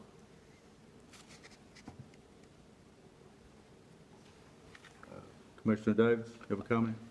I was trying to get Commissioner Wilkins to look this way. Okay, Commissioner Wilkins, would you look that way? I'm good. Okay. I'm good, I'm good. All right, everybody I seems to be hadn't ever good. seen her do anything. I wanted to see how she felt. She'll normally let you know how she feels, right? You're right. That's it, Mr. Chairman. Go ahead, That's Commissioner Wilkins. 11.65 million, 11,765. 765 million from the 13.1, not 14. Right. Right, From the okay. 13,165. Okay, I'm good. All right, we good on that point? I'm good here. That's good direction. Do we have any other questions or discussion before we take it to a public hearing? Excuse me, go ahead, Commissioner Howell? Mr. Chairman, do we need to make a motion to move that money and use the unbalanced versus financing it, or is it just an agreement? No, sir, I think that would probably come back with maybe a budget amendment. Would that be, We've already done that. we've done it? Not before the Right, public it's already hearing. been used. It's already done. Already done? Okay. Was that clarification, was that for the purchase of the facility or for the purchase and the renovation? That was purchase. That was just the purchase. It's purchase plus 150,000 $150,000 allowance for upfit. It's a little bit of upfit in there. Is that clear to everybody, or do we need that restated? Just Commissioner Wilkins? just one more. So we're going with JP Morgan? Well, we're going to go into a public hearing. Okay. Is there any other comments, Commissioner Davis? I need a little bit of clarity. Do we go into public hearing before we decide the term and the bank? Or is that the way? Yes, sir. So you can hear any comments from the public on what they've seen Okay. being offered. After we come out of public hearing, and then we'll be looking a motion to select the financial institution and the financing terms. And that will be based on this board's input in the public hearing. I'm caught up. Thank you. Okay, thank you. Are we ready to go into public hearing? All right, is there a motion to go into public hearing? So moved. Moved by Commissioner Davis, is there a second? Second. Second by Commissioner Howell. All in favor indicate by saying yes. Yes. Opposed, no. We're now in public hearing. Is there anyone wishing to speak on this matter in public hearing? Anyone wishing to speak? Hearing none, I'd call for a motion to close the public hearing. So moved. Moved by Commissioner Leggett, is there a second? Second. Second by Commissioner Wilkins. All in favor indicate by saying yes. Yes. Opposed, no. Any further discussion from the board before we select and have a motion? All right, the motion would be, is there a motion to select the financial institution and the financing terms for the 2025 installment financing agreement? I'm looking a motion on that. Mr. Chairman, I'd make Mr. a Davis. motion that we select, as indicated by our consultant, J.P. Morgan, and I would also make the motion that we use the 10-year payback term. All right, you've heard the motion. Is the motion clear? Is there a second to the motion? A second. Motion by Commissioner Davis, second by Commissioner Wilkins. Should we state, excuse me? Go ahead, Should we state Commissioner the Eric. amount? Yes. Yeah. You'll state the amount too. The amount's 11,765, $11,765,000. That's part of my motion. Good with the amounts. Any other questions or discussion? All right, all in favor of that motion indicate by saying yes. Yes. Opposed, no. Motion passes. Thank you, Mr. Cole. Thank you. Thank you for you. Thank you, sir. If Thank you for we're your if we're guidance back in on August, it financial will go matters. smoother from a technical standpoint, I promise. And do you want to introduce your intern? Yeah, it's a summer intern that's with me, Harrison Monette, and he's just going around to some meetings and seeing what this is all about. He's studying public policy, so it's good to see public policy in action. Thank you all very much. Thank you. Nice to meet you. Thank you, Ted. Appreciate it. Mr. Chairman? Yes, sir. If I Go could ahead. ask Mr. Cole one question. It seems like we are real tight on days to be able to lock this thing in. Are we certain if we're gonna get through LGC and all in that 48-day period or whatever it was? Yes, yeah, we're very comfortable with the schedule. So now that we know the bank, we're going to interact with them today to confirm that we're ready to lock the rate with the new amount. That is an email process, no problem. At that point, the attorneys will start working together with JP Morgan and their attorneys to draft the documents. We'll be back at your August meeting with another resolution that is the final approval. The LGC application is underway. LGC meeting, first Tuesday in August. We won't have any problem hitting that date. August 5th is the LGC. Your final action is August 11th. You can do your final action after the LGC. That's appropriate. And by that time, the documents are nearly done, and closing by the 20th shouldn't be an issue. Don't have any concerns at this point, as long as, you know, the meetings are held on August 5th and August 11th. Thank you, Mr. Chair. Okay? Thank you, Ted. Thank you all. All right, now we'll move to agenda item number 14. Call on Nash County Travel and Tourism Executive Director Barbara Green to present the request. Looks like, Mr. Lanes, you're going to present the request for Ms. Green? I am. All right, Mr. I'm Bill Bill Lanes. Lanus. I'm on Travel and Tourism. I'm the finance chair, so I'll be making the request on our behalf. Thank you, sir. The Travel and Tourism, as you probably already know, we get our funding through the TDA, and as we go through, we try and do as efficient and effective job as possible about promoting Nash County. We try to be very wise with our funding, and at the end of every year, any funds that we don't use goes back into the TDA as our reserve fund balance. And today, I'm here to request $80,000 of our reserve, our fund balance reserve, intentionally for us to go out and build a new website. And I think we all know and recognize the importance of a website for an organization, especially one like ours. And our current website is a little bit outdated, and the company that hosts it for us, although started out really being a great partner, has over the last few years, 3 years, have gotten very frustrating to work with and expensive to work with. So we looked early, back at the beginning of the year, about what it's going to take to get a new website. We realized that it was not going to be a quick and easy thing that we could work into our current budget, and we knew we had the reserve funds. So we elected just to take our time, make sure we do it and do it right and do it well. So currently, our website that we have now, there's a lot of options that we are not able to do within the website. And after looking at multiple different websites, we've came up with a list of items that CRM and which customer relation management system, our mobile app, we could have that put through the website and have one place for everything. There's a number of advantages that we could work into a new website we don't have the option to do right now. So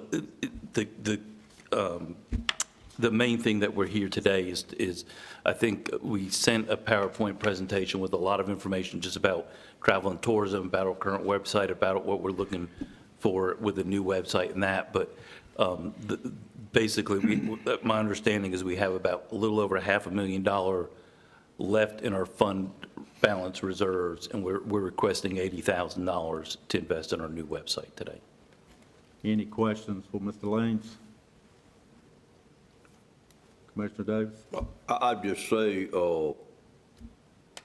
there is $533,000 currently in your fund balance. So I looked that up this morning, and $80,000 is about 15%.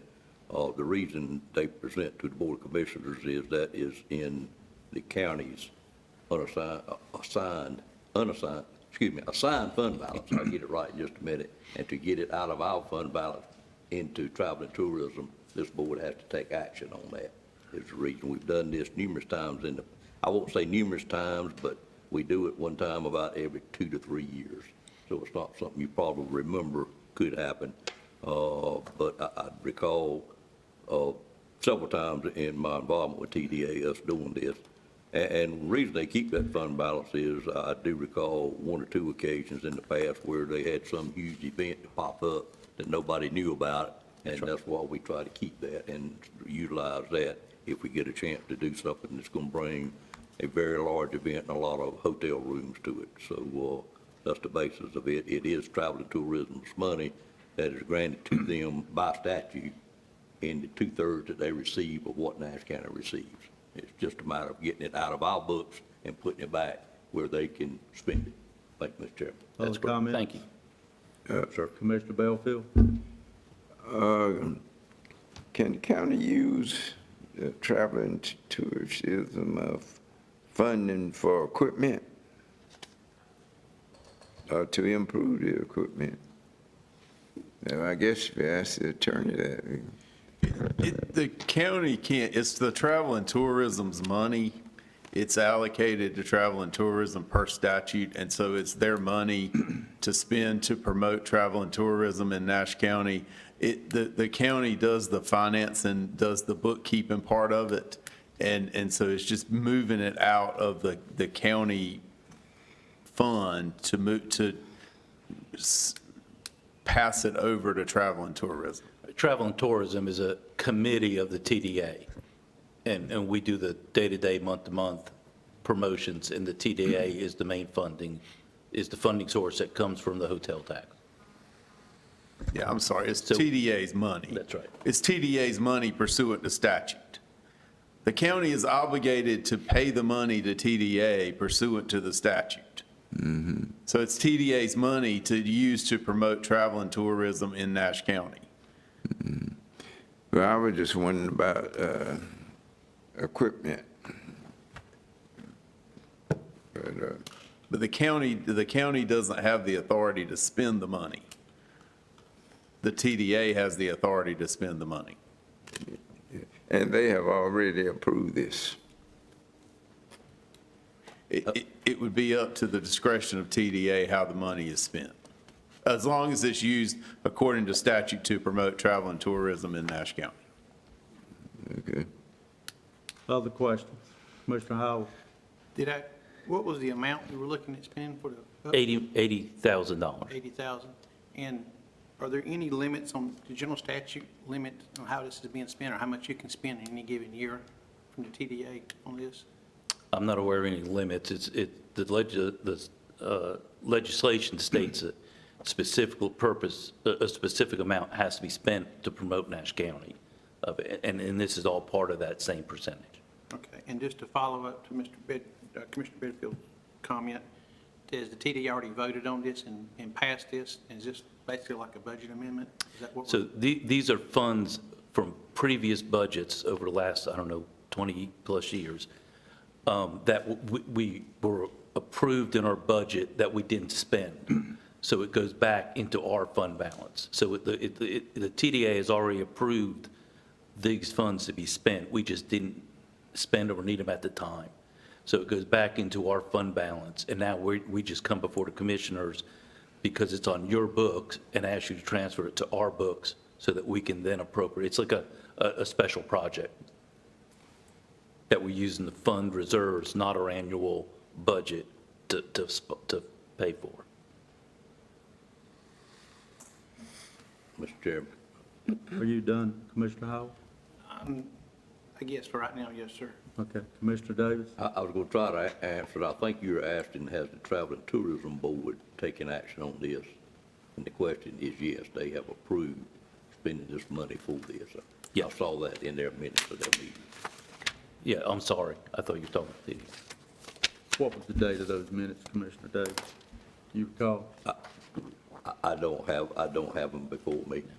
Because my recollection, just a brief comment, is that they have approved in the past, and we have done this, but we have done it through a budget amendment. I don't recall us ever doing it as a separate agenda item in a Board of Commissioners meeting. We've always done it as an agenda, as a budget amendment. Have you ever seen this before? I'm Or not is this the aware. first time you ever, This is the first time I've been involved do in you it. recall, Commissioner Davis?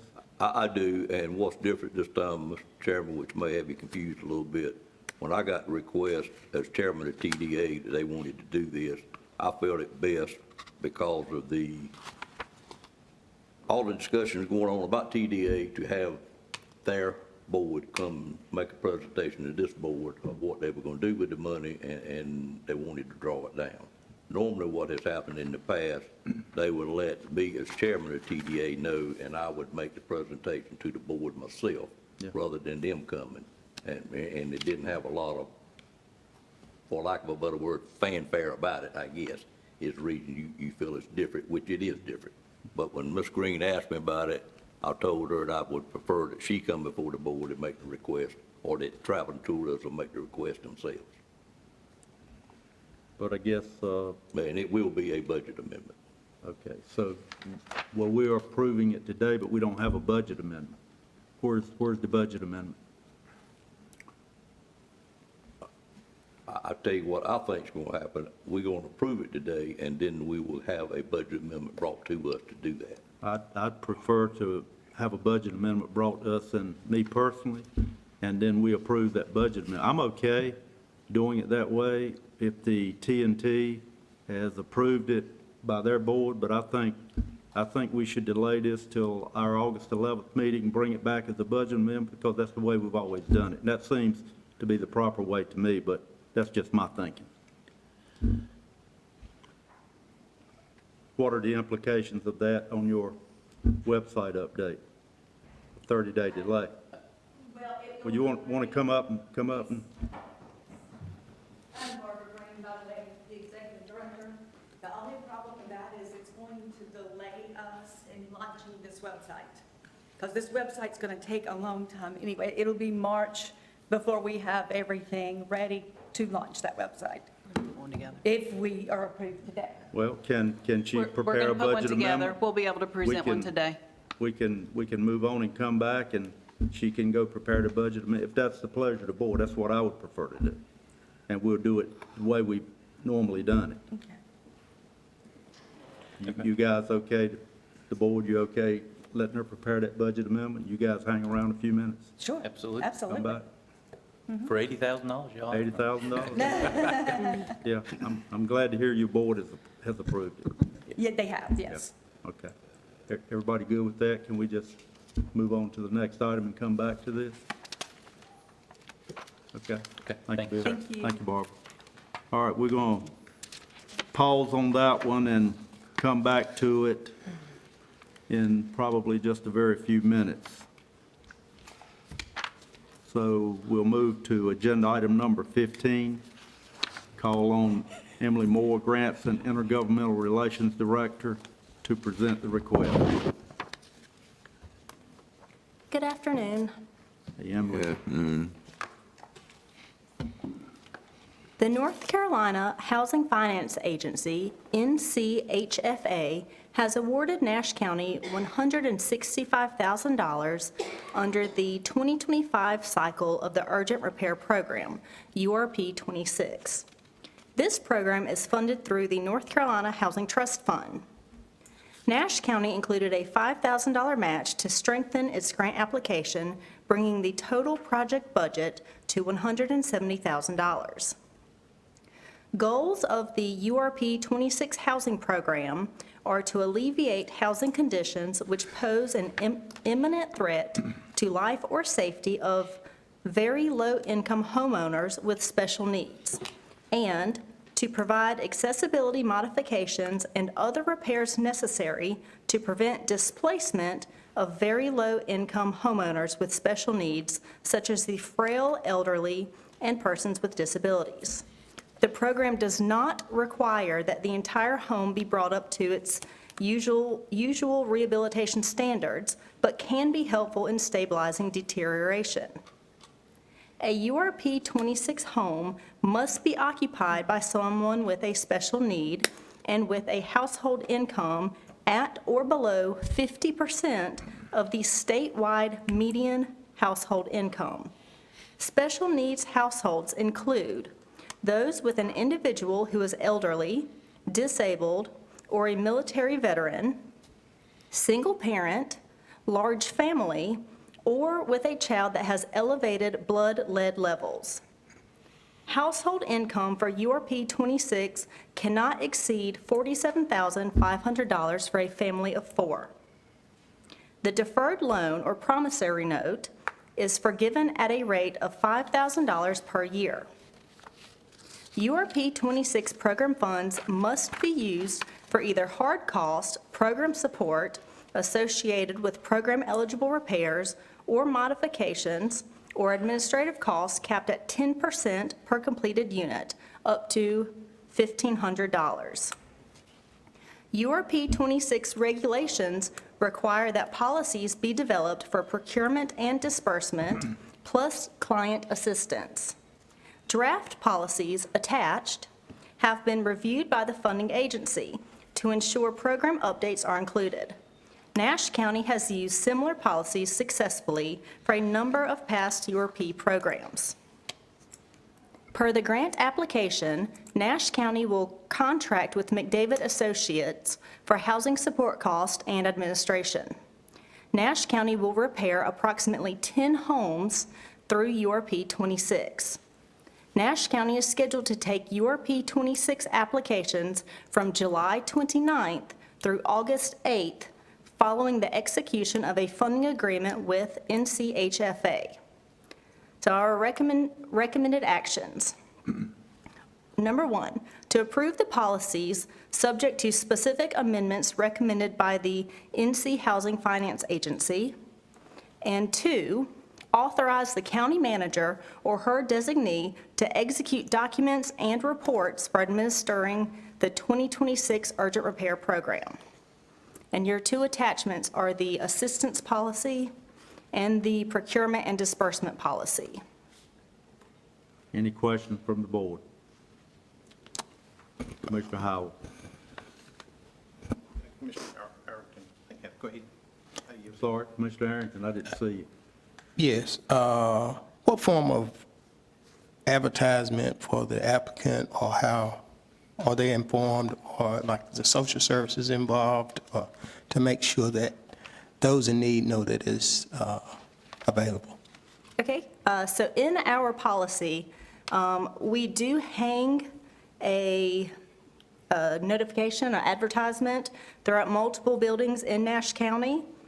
We also mail it to all individuals who are voluntarily on our housing assistance request list, which is approximately 600 people within the county.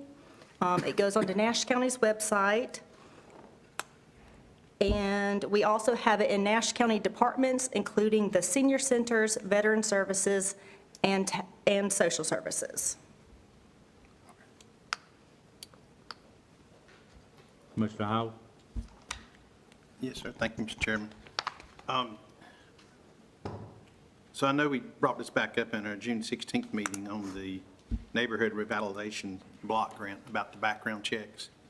And I feel the same here. I don't want to hold this project up by no means at all. And I know you and I've had some discussions offline about how do we get this part implemented. I was also reading, I guess this will be a question for our attorney, but in reading the policy and procedure and the notes on this, we give the county manager is authorized to make amendments and assistance as needed for effective program execution. So can we go back and amend this to have the background checks put in at a later date, and so we can go ahead and move forward and vote on this day? Because I do share the same concern about the safety for the citizens participating in this grant as I did on the other as well, just making sure that we have background checks performed on those individuals who will be in our citizens' homes. So yes, this would give the authority to the county manager to go back and tweak either of these policies at a later date if we got something in place for background checks. Okay. And I'll provide the county manager later today with some additional resources to assist with that as well. Any other discussion? All right, hearing none, you've heard the recommendation. Is there a motion? I move that we approve the recommendation. Is there a second?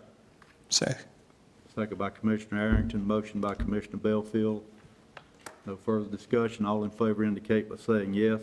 Yes. Opposed, no. Motion passes. Ms. Moore will Well, are you guys ready back there with the, have you got a copy of that budget amendment for the board?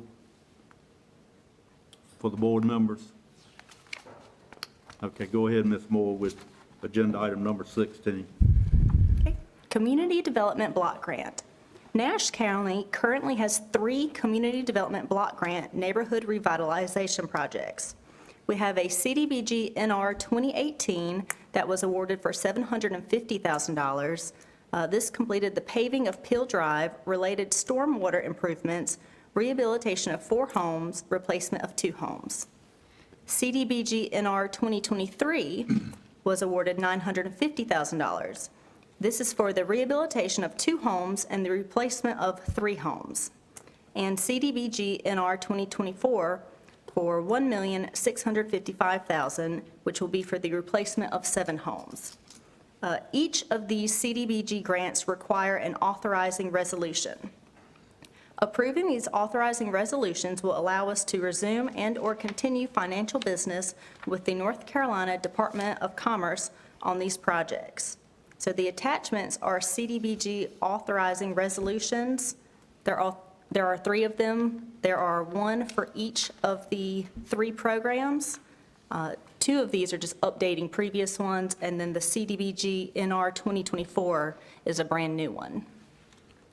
Okay, and the 23 and 24 resolution was in your agenda, and the 18 resolution was placed at your seat today. Does anyone wish for those resolutions to be read? Hearing none, is there any discussion from the board on any of the resolutions? Mr. Chairman, Commissioner Wilkins? just curious, what area in Nash County are these homes located, or areas? So for 2018, it was just the one street. It was Peel Drive. Okay. For NR 23 and NR 24, those are considered scattered site, so they are throughout the county. I'd be happy to provide a list. I was just wondering if it was Middlesex, Bailey, Nashville, wherever. They are throughout. I said, but I can provide the list afterwards. Okay, I would like to see a list. Any other discussion from the board? Hearing none, you've heard the recommendation. Is there a motion? Move for approval. Moved by Commissioner Leggett. Is there a second? Second. Second by Commissioner Arrington. All in favor indicate by saying yes. Yes. Opposed, no. Motion passes. We're going to go back now. Thank you, Ms. Moore. Thank you. We're going to go back now to agenda item number 14, website redevelopment proposal.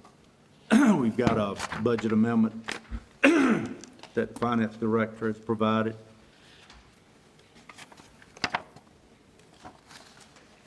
So I'd ask you, once you receive it, to review it, and then I would ask for any discussion if any more is needed. If not, then we would call for a motion.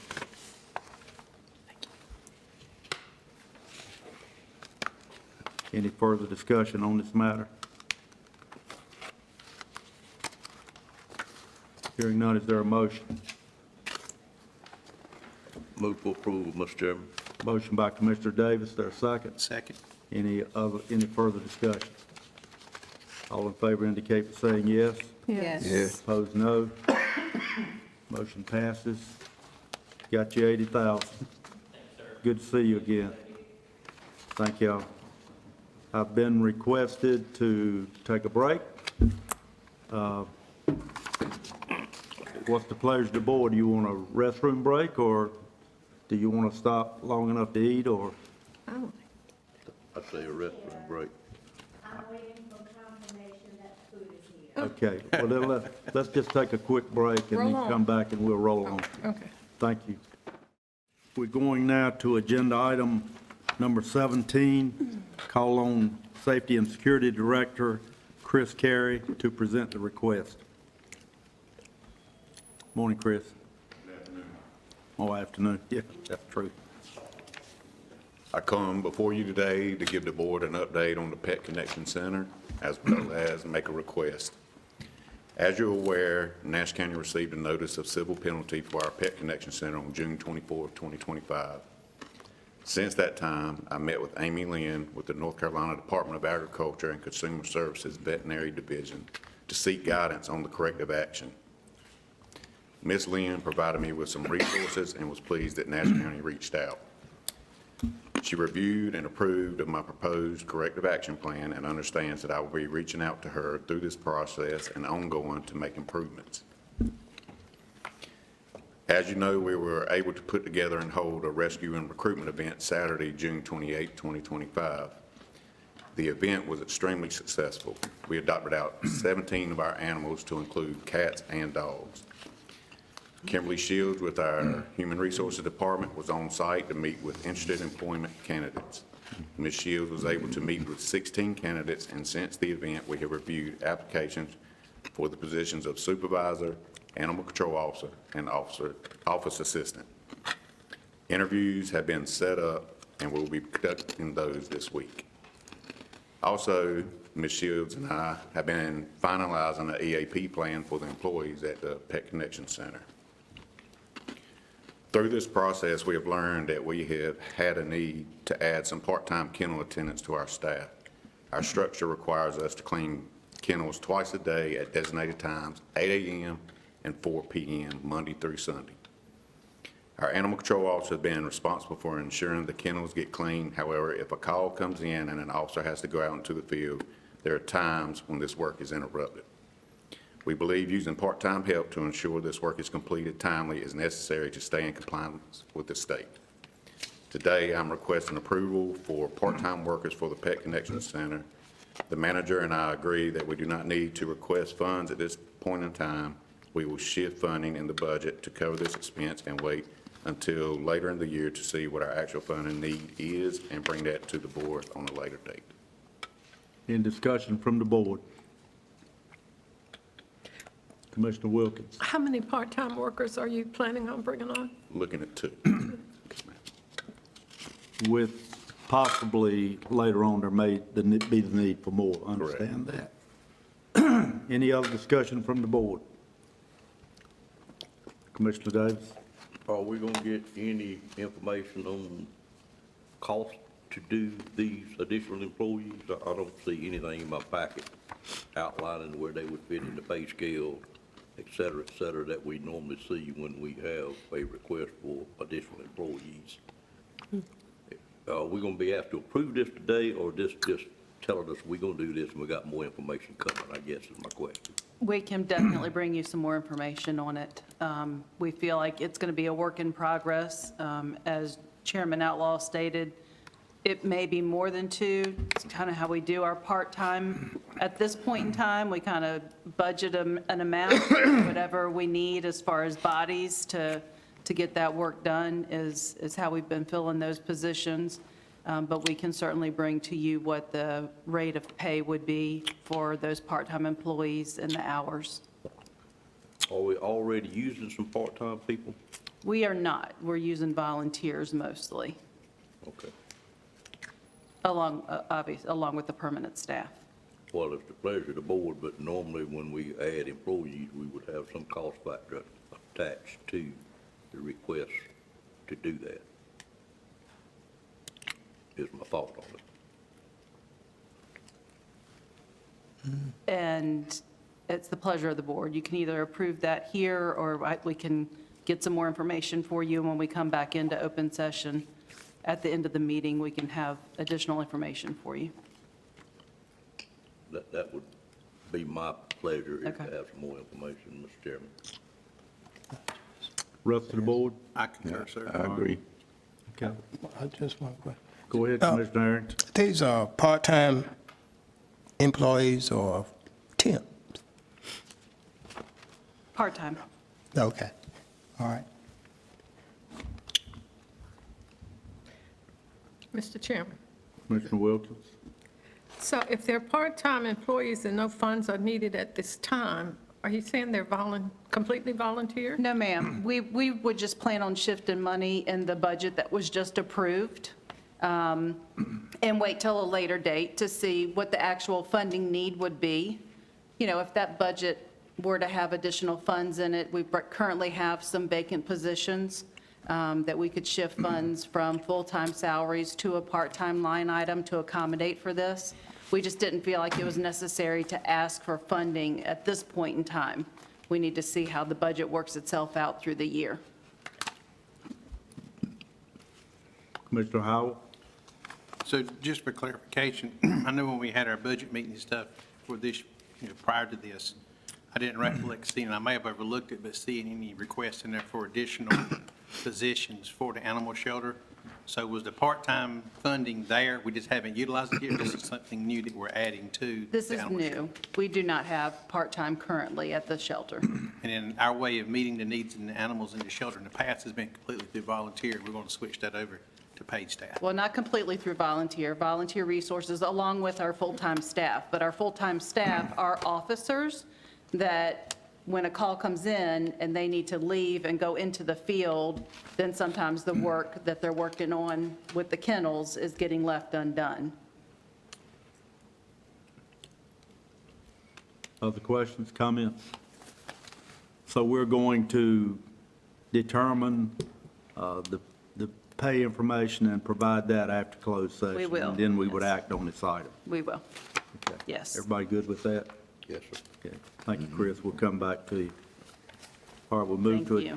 we'll move to agenda item number 18. Call on Deputy County Manager Jonathan Boone to present the request. Good afternoon. Thank you, Mr. Chairman. Thank you, sir. As the board is aware, staff has been working on plans and advertise for bids construction of the third shell building at the Middlesex Corporate Center. We opened those bids back on June 17th. We had 7 bidders respond, very healthy response. Bids submitted on the project for that third shell building, which will be located on the US 264 alternate end of the Middlesex Parkway, range from $3,065,846 to $4,292,488. Although I will say that high number was a bit of an anomaly. The 6 lowest bids were within 11% of each other. So it was actually a really tight bid window that we had on this project. The average bid that we received, so if I take all 7 bids, average those together, was $3,398,725. We have confirmed, and I have included a copy of the certified bid tab with this agenda item for you, that Jackson Builders Incorporated was the lowest responsive bidder at the number of $3,065,846. So staff's recommendation is that the contract be awarded to Jackson Builders. We included a copy of the contract with the agenda item submitted, and I further provided a copy of the bid specifications and addendums for the project that will be incorporated as part of the project, but awarded that to Jackson Builders and include a contingency amount of $34,153.54 for a total contract award, $3.1 million. I will note in the supplemental memo that I provided, I did have one typo. I reduced the number by $1. You will see above the 3.1 million, it says 306,486. It should have been, again, 306,500. But again, the total award would be $3,100,000 with a contingency amount of $34,153.54. And we're asking that the board authorize the county manager to execute the contract on behalf of the county with Jackson Builders so we can move this project forward. Glad to answer any questions you may have. Discussion from the board. Hearing none, you've heard the recommendation. Is there a motion? Move for approval, Mr. Chairman. Moved by Commissioner Davis, second. Second? Second by Commissioner Leggett. All in favor indicate by saying yes. Yes. Opposed, no. Motion passes. We'll now Chair. move, excuse me, sir. I would like to make one comment on behalf of our department that handles this. This again is done without the employment and spending the funds for a architect firm, which would have cost us probably between $180,000 and $200,000. I want to commend our staff to be able to do that, save those funds. We did have to pay a site engineer, of course, but still, it's a lot of money saved, and of course, that's one reason we needed the additional position this morning that we met the individual that came in on, but I think the board should be very proud of what we could do in-house and save those funds, and probably enough to pay for a lot of the cost of that department, quite frankly. Thank you, Mr. Chairman. Thank you for those comments.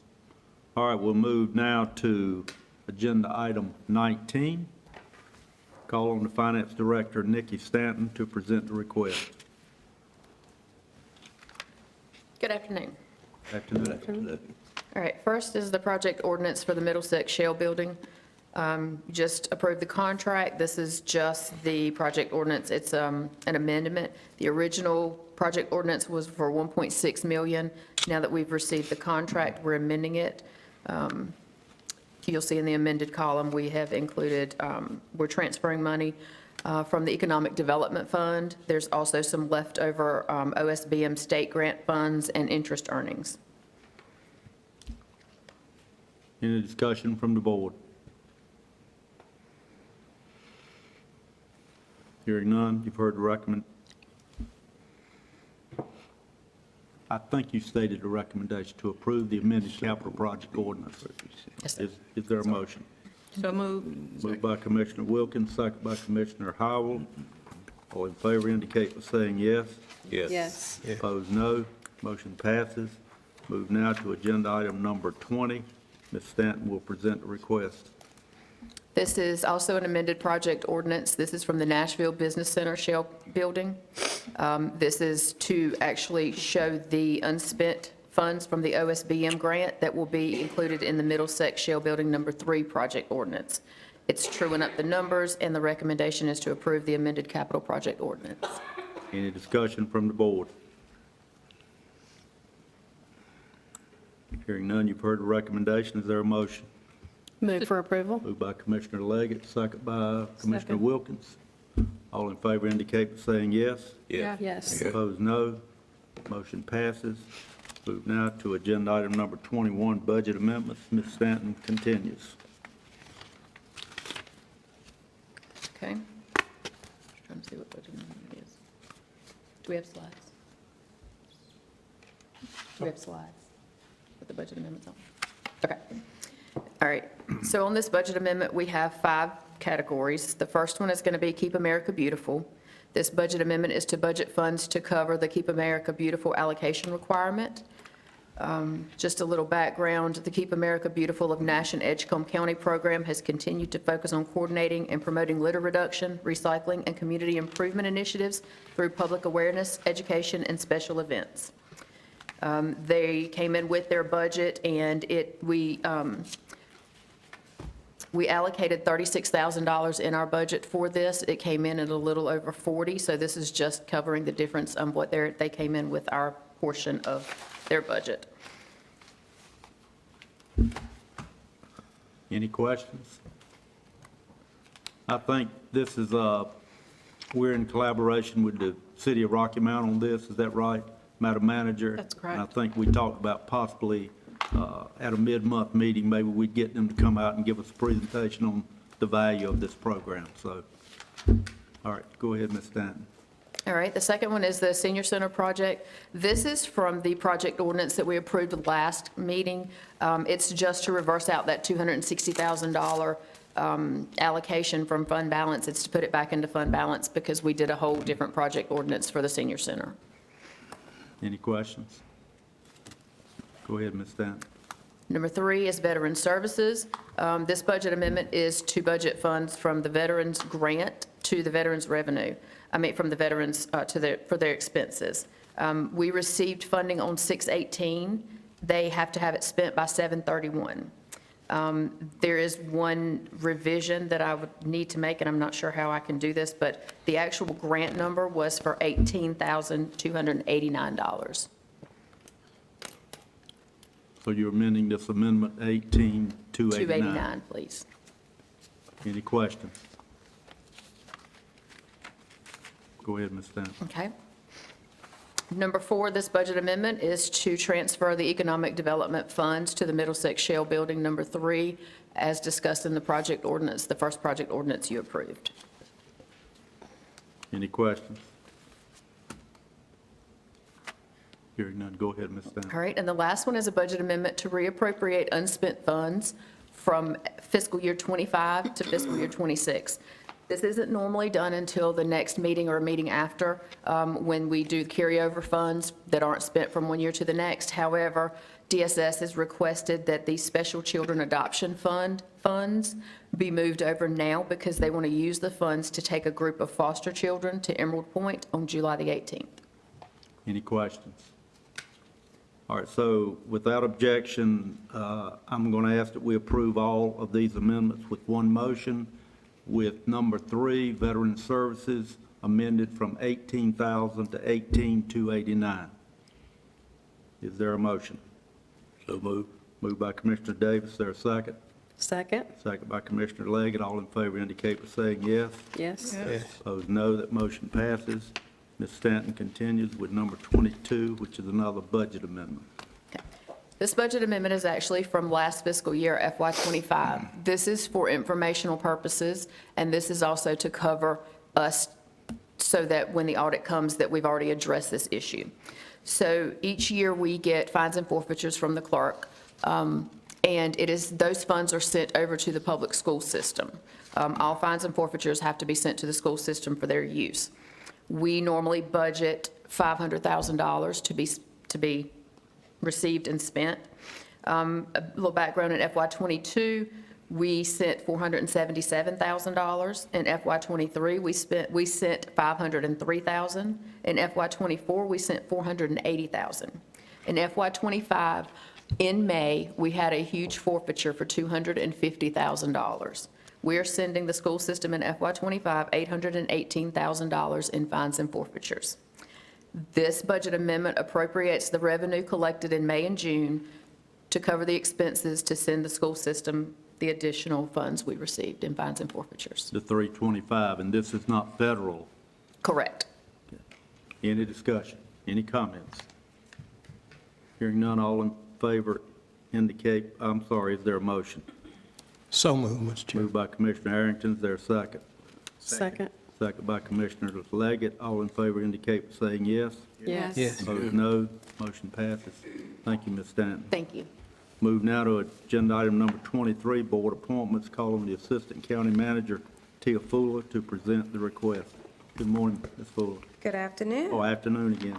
I'm We have a confused on few that. boards that just need your attention here. First is the Tourism Development Authority. Please consider the reappointment of Michael Wise to the Tourism Development Authority. Mr. Wise's term expired on April 30th, 2025.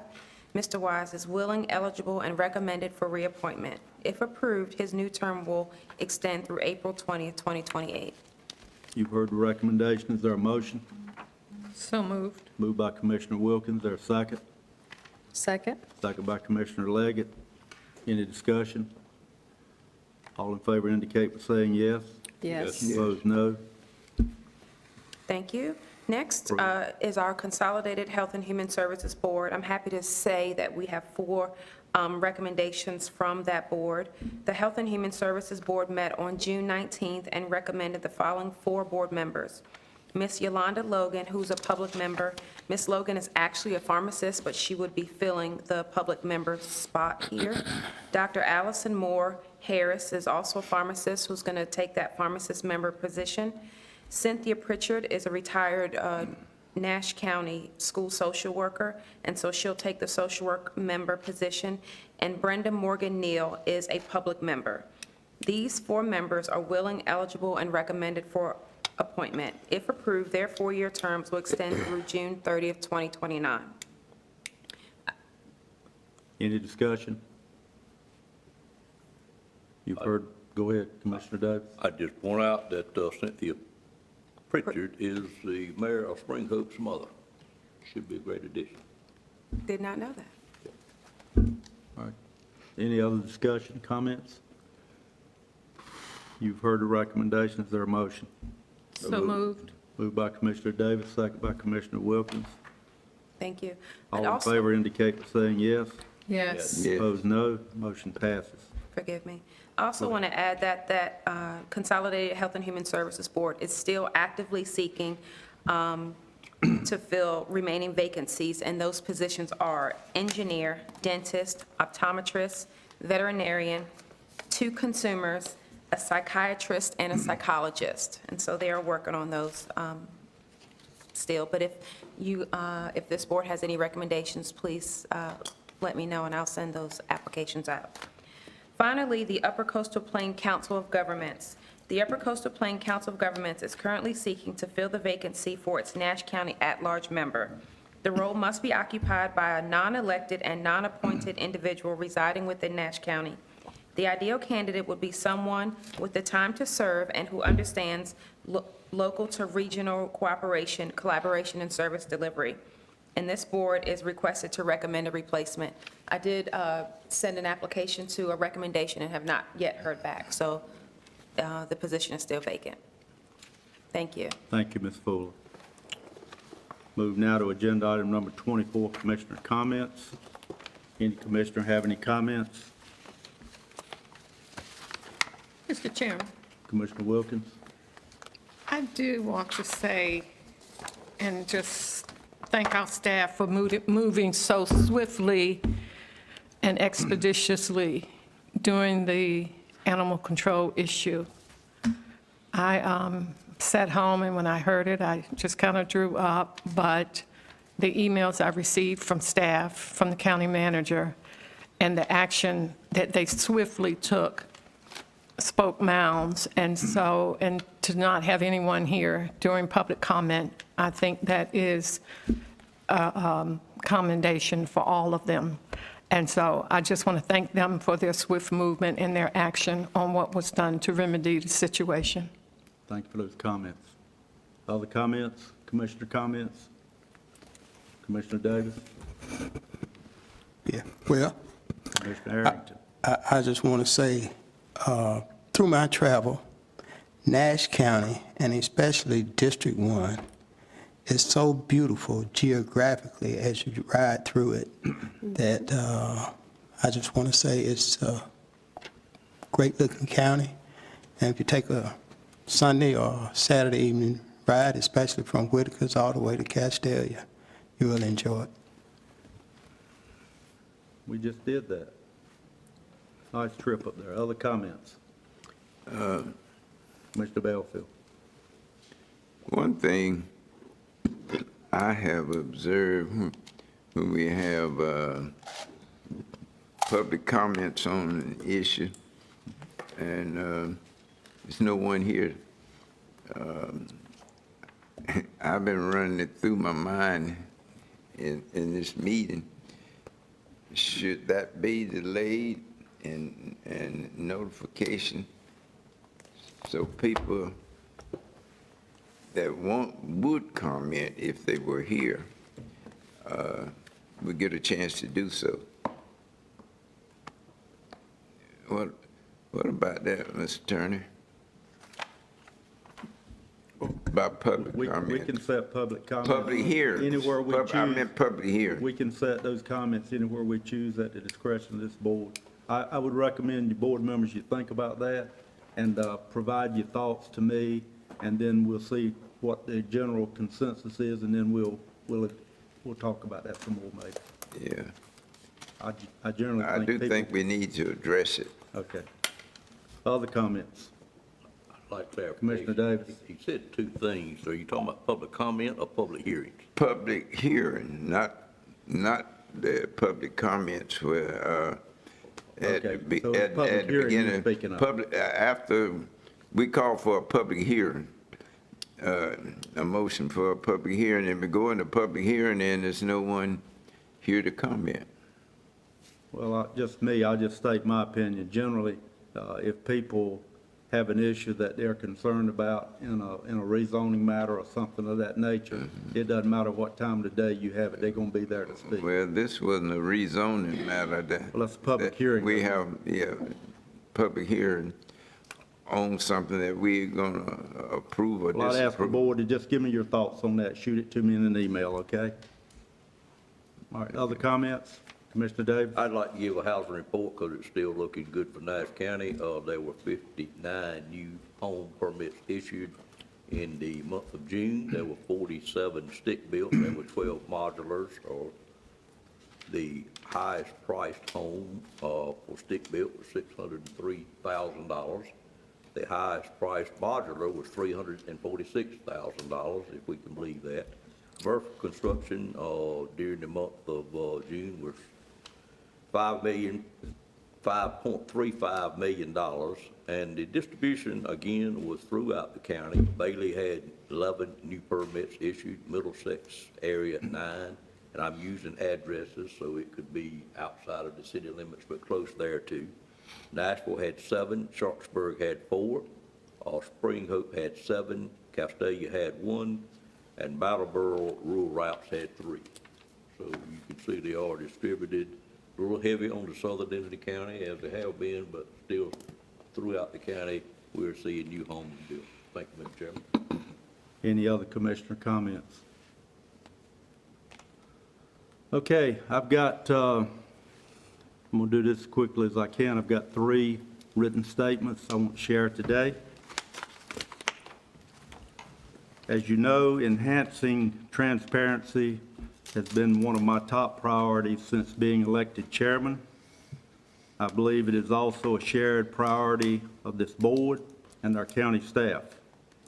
To continue advancing this important goal, I'm recommending the following actions be completed by the end of this calendar year, if possible. 1, review and update the board's rules of procedure, conducting a thorough review of the current rules of procedure with any proposed revisions or updates to be brought before the full board for consideration and approval. 2, formalize appointed committee practices and information sharing. Develop a clear and consistent framework for the operation of appointed committees, which include members of the Board of Commissioners, including how information from these committees is shared with the full board. This process should also be subject to approval by the full board. To accomplish this, I'm recommending that 2 board members be appointed by the board chairman, 1 Democrat and 1 Republican, with the responsibility to seek input from all board members. Also, a staff person designated by the county manager, preferably the HR director, since policies and procedures will be reviewed, and the county attorney participating on an as-needed basis. Monthly updates, or more often if needed, would be provided to the full board. Following board approval, both items, rules of procedure and committee practices, should be reviewed on an annual basis to assess whether any updates or changes are necessary. Additionally, I'm providing written recommendations today on the establishment of these committee practices. Copies are being provided to the full board, the county manager, the deputy county manager, the assistant county manager, and the county attorney. I'm also submitting this statement and my written input to the clerk, and respectfully request that both be included in the official minutes of this meeting. The other copies I will give to the clerk before I leave, and she will place those in your box so you have access to it immediately. Next, I want to give a shout out to Nash County Ruritan Clubs. Ruritan is a national civic organization founded in 1928 with the mission of creating a better understanding among people, and through volunteer community service, making America's communities better places in which to live, work, and play. One of the organization's most heartwarming initiatives is the Rudy Bear program. The Rudy Bear, named after the Ruritan mascot Rudy, originated as a comforting tool for children in crisis situations. These soft teddy bears are distributed to law enforcement officers, EMS personnel, and firefighters, who in turn offer them to young children experiencing trauma, whether from an accident, domestic situation, fire, or medical emergency. The idea is simple but powerful. In a moment of fear or uncertainty, when a child receives a symbol of comfort, security, and compassion. Over the years, the Rudy Bear has become a nationally recognized symbol of Ruritan's commitment to community care and support for first responders. Here in Nash County, I'm proud to report that we have 7 Ruritan clubs: Benvenue, Coopers, Dorches, Elm Grove, Momire, Oak Level, and Westmount. These clubs have recently come together in a meaningful way, providing Rudy Bears to Nash County EMS. Additionally, bears are also routinely donated to the Sheriff's Office and county volunteer fire departments. Their generous action ensures that these groups have this valuable tool at their disposal, ready to offer for reassurance to our youngest and most vulnerable citizens in times of distress. As a Ruherton member, I commend our local Ruherton clubs for their ongoing dedication and compassion, and thank them for being such a vital part of our community. Madam Clerk, I request that this recognition statement for Nash County Ruherton clubs and the good work that they accomplished through the Rudy Bear program be documented in the minutes of this meeting, and I will provide you with the statement. Finally, I have a brief comments on a personal note. Our Heavenly Father teaches us in Ecclesiastes that to everything there is a season. For me, the seasons of my life have included service to others. First, proudly serving my country in the United States Air Force, then in a 31-plus year career at Abbott Laboratories, through involvement and leadership in local civic life, and serving as National President of Ruherton. And when my term expires in 2026, 18 years as a Nash County Commissioner. I've also been highly blessed with a very loving and supportive family who have stood beside me and supported me every step of the way. God has truly blessed my life. If you followed my last campaign, you may recall I stated that I did not intend to seek re-election again, and that remains true today. Throughout my life, I've worked to be steady, faithful, and respectful, even when times were challenging, and especially when decisions weren't easy. I've always done what I believed was right, not for top politics, but for the people I represent. This decision not to seek re-election allows me to fully dedicate the next 18 months to the work still ahead, without the distraction of a campaign. I want to be clear about one thing. I remain fully committed to doing the work. My goal is to continue encouraging clearer processes, more consistent communication, greater transparency, and greater access to information for both this board and the public. Nash County deserves that, and I intend to do all I can to help make it a reality before my time in office concludes. After nearly 2 decades of service as a county commissioner, I believe it's time for fresh eyes and new ideas to help lead Nash County into its next chapter. My prayer is that current and future leaders of this county will lead with unity, transparency, and the same love for Nash County that has guided me all these years. As seasons change and I look ahead, I feel it's time to focus on what matters most, my family and my faith. I look forward to spending more time with my loved ones and becoming more deeply involved in my church and community in new ways. Thank you for trusting me, thank you for challenging me, and thank you for walking with me in service to the county I care so deeply about. My goal was never to hold a position, but to serve a purpose. I will leave with peace in my heart, knowing I stayed true to that commitment. I will provide you with a copy of my statement, Madam Clerk.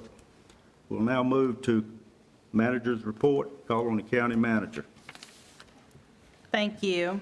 I just have a couple items. I just want to remind the board that we have scheduled our August meeting for August 11th. Mr. Cole referenced that when he was at the podium earlier, but that is the second Monday in August, so I just wanted to make sure that that is on your radar. It's August 11th is our next board meeting. And the next time that we have a second meeting of the month will be in September the 22nd at 1:30. We do have some ideas for presentations to the board for that meeting, but if any of our board members have something on your mind that you'd like to share, please make sure you reach out to me and share your ideas, and we'll see what we can make happen. And at this time, I'd just like to turn it over to Jonathan Boone for an update on the Southern Nash Wastewater Committee. Thank you, ma'am. Quick report. Last committee meeting for the board was, last committee meeting on the project was back on June 11th. Meeting focused heavily on a virtual call with a couple attorneys from Parker Poe that answered some prepared questions that the committee had compiled, primarily focused on organizational structure. Since that time, the committee was allowed to submit follow-up questions. Those were submitted, I believe, on the 19th, transmitted to the attorneys at Parker Poe on the 20th, and anticipate we'll have those responses back before our next meeting, which is the 23rd of this month at 2:30 PM here at the administration building. We'll say, based on updates from our engineer assistants on the project, the Wooten Company, they're continuing their efforts, working with the state DEQ, trying to determine the speculative limits. You may recall that term being used before, but effectively, the state's going to tell us what would be allowed to be discharged into the Tar River. And that is, a lot of that is a function of a model that the state compiles and runs. They are in the process of updating that model. They anticipated being through that process at the end of last month in June. We did learn from them the first week of this month, I believe July 2nd, that they will continue to work on that model through peer review, so that's holding us up a little bit. We had anticipated having a draft report from the Wooten Company for the committee to review this month.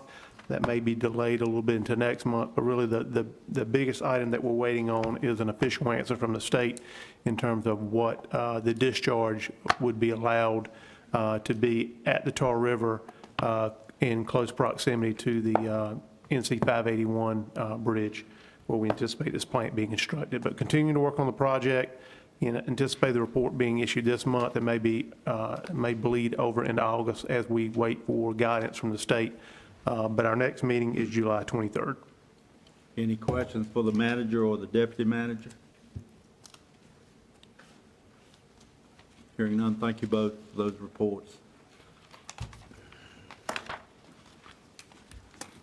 I now call for a motion to go into closed session for economic development, attorney-client privilege, and personnel. So moved. Moved by Commissioner Wilkins. Is there a second? Second by Commissioner Belfield. All in favor indicate by saying yes. Yes. Opposed, no. Mr. Gaynor, do we expect any action after the closed session? Well, we actually do, right? Number 17, we're coming back to it. But we don't expect anything else. I don't think it's going to be action from the closed session, but I think it's going to be action that's going to happen after the closed session. In theory, I mean, the manager's going to provide the financial details in open session. For 17, the agenda item you're talking about? Yes, sir. Yes, sir. We'll come back to that. We will have to act on that. Anything else? I don't think there'll be anything else. Okay, we'll now move into closed session. We'll go ahead and get back and get started. We have nothing on, but we need to go back to agenda item number 17 and address that. Madam Manager? Yes, thank you, and I apologize that we didn't have some information for you earlier. I did get some information from our HR Director, Tim Kerrigan, that did some research on these positions, and he shared with me that pay ranges anywhere from about $15.71 to $18.50 an hour, and so I asked Finance to run some numbers for us for $15 an hour and $16 an hour. And so you can see there that if we had 2 attendants, we have a responsibility to clean at 8 a.m. in the morning and 4 p.m. in the afternoon. And so average in 5 hours a day, 2.5 in the morning, 2.5 in the afternoon, we come up with 1,820 hours for the year. So I asked us to also just kind of look at a little cushion there and running the numbers on 2,000 hours a year.